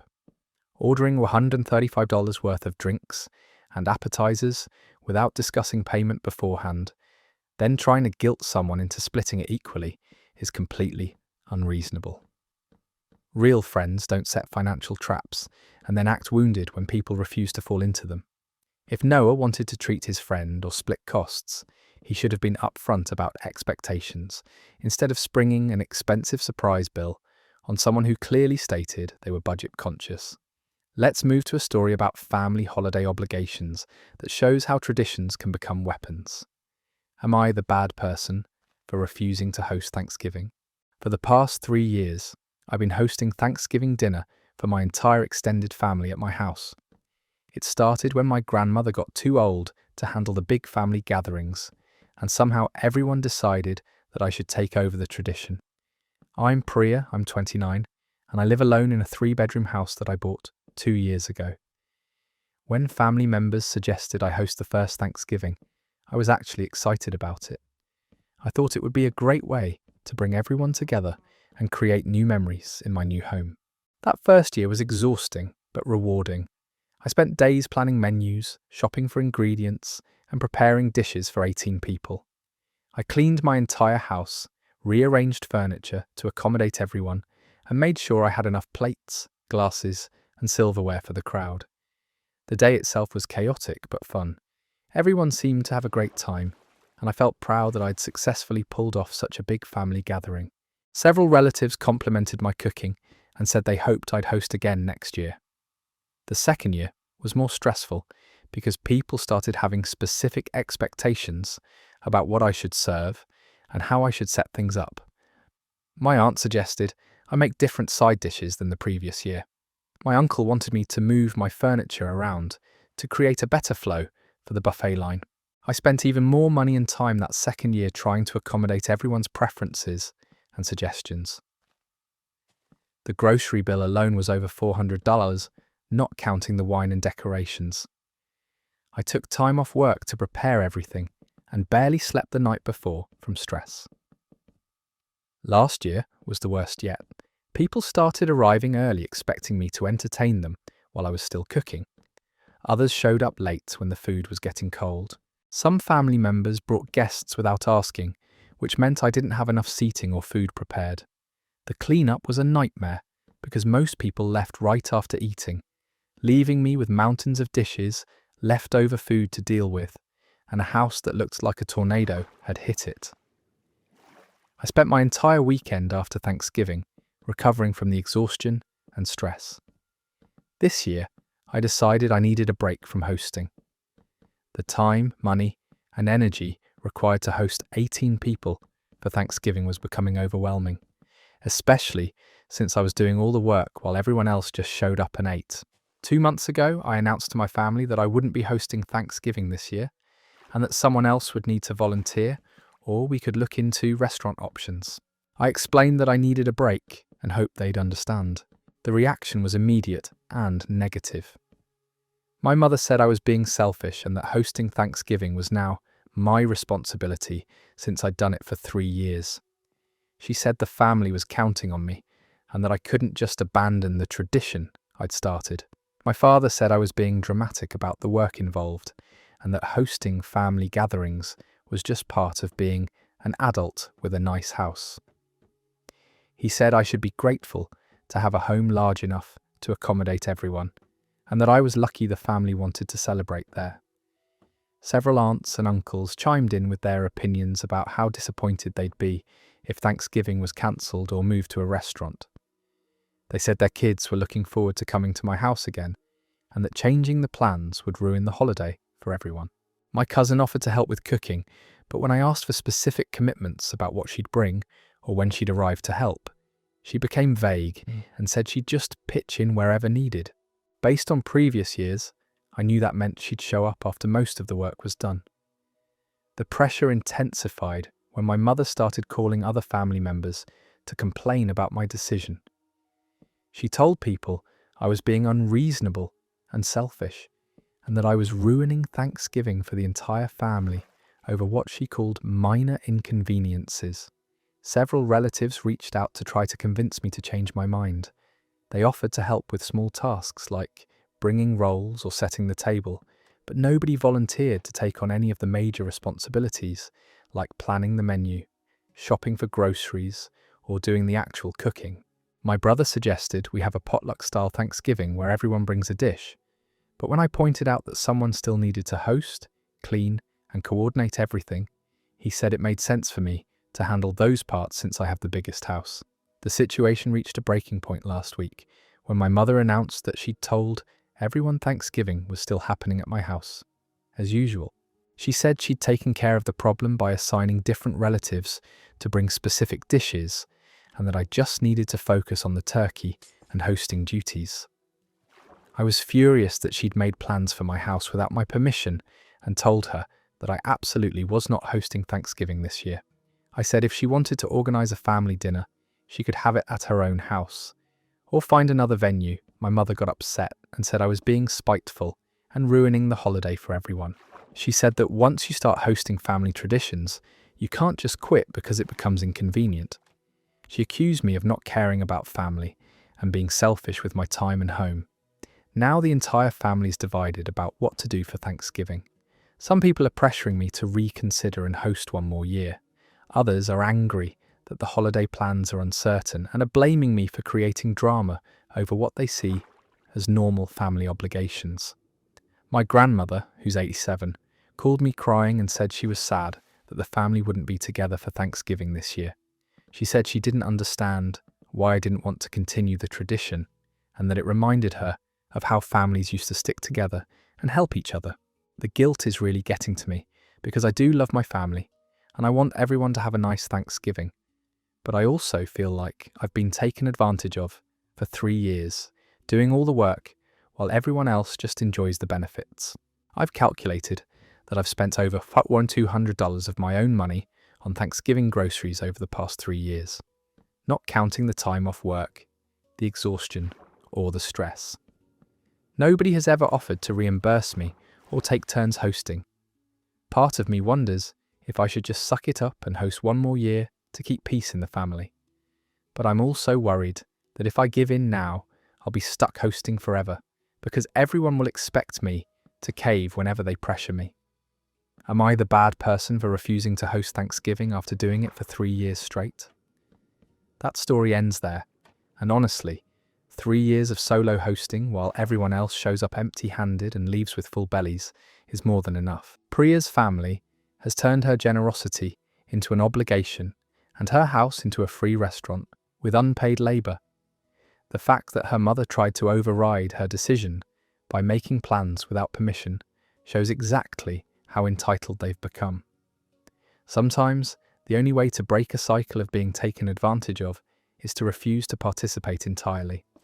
If you enjoyed this batch of stories, consider hitting that subscribe button for more if you haven't done so already. If you're still awake or listening to this, comment below where you're watching from. Other than that, thank you for tuning in, and I will see you again tomorrow. Take care.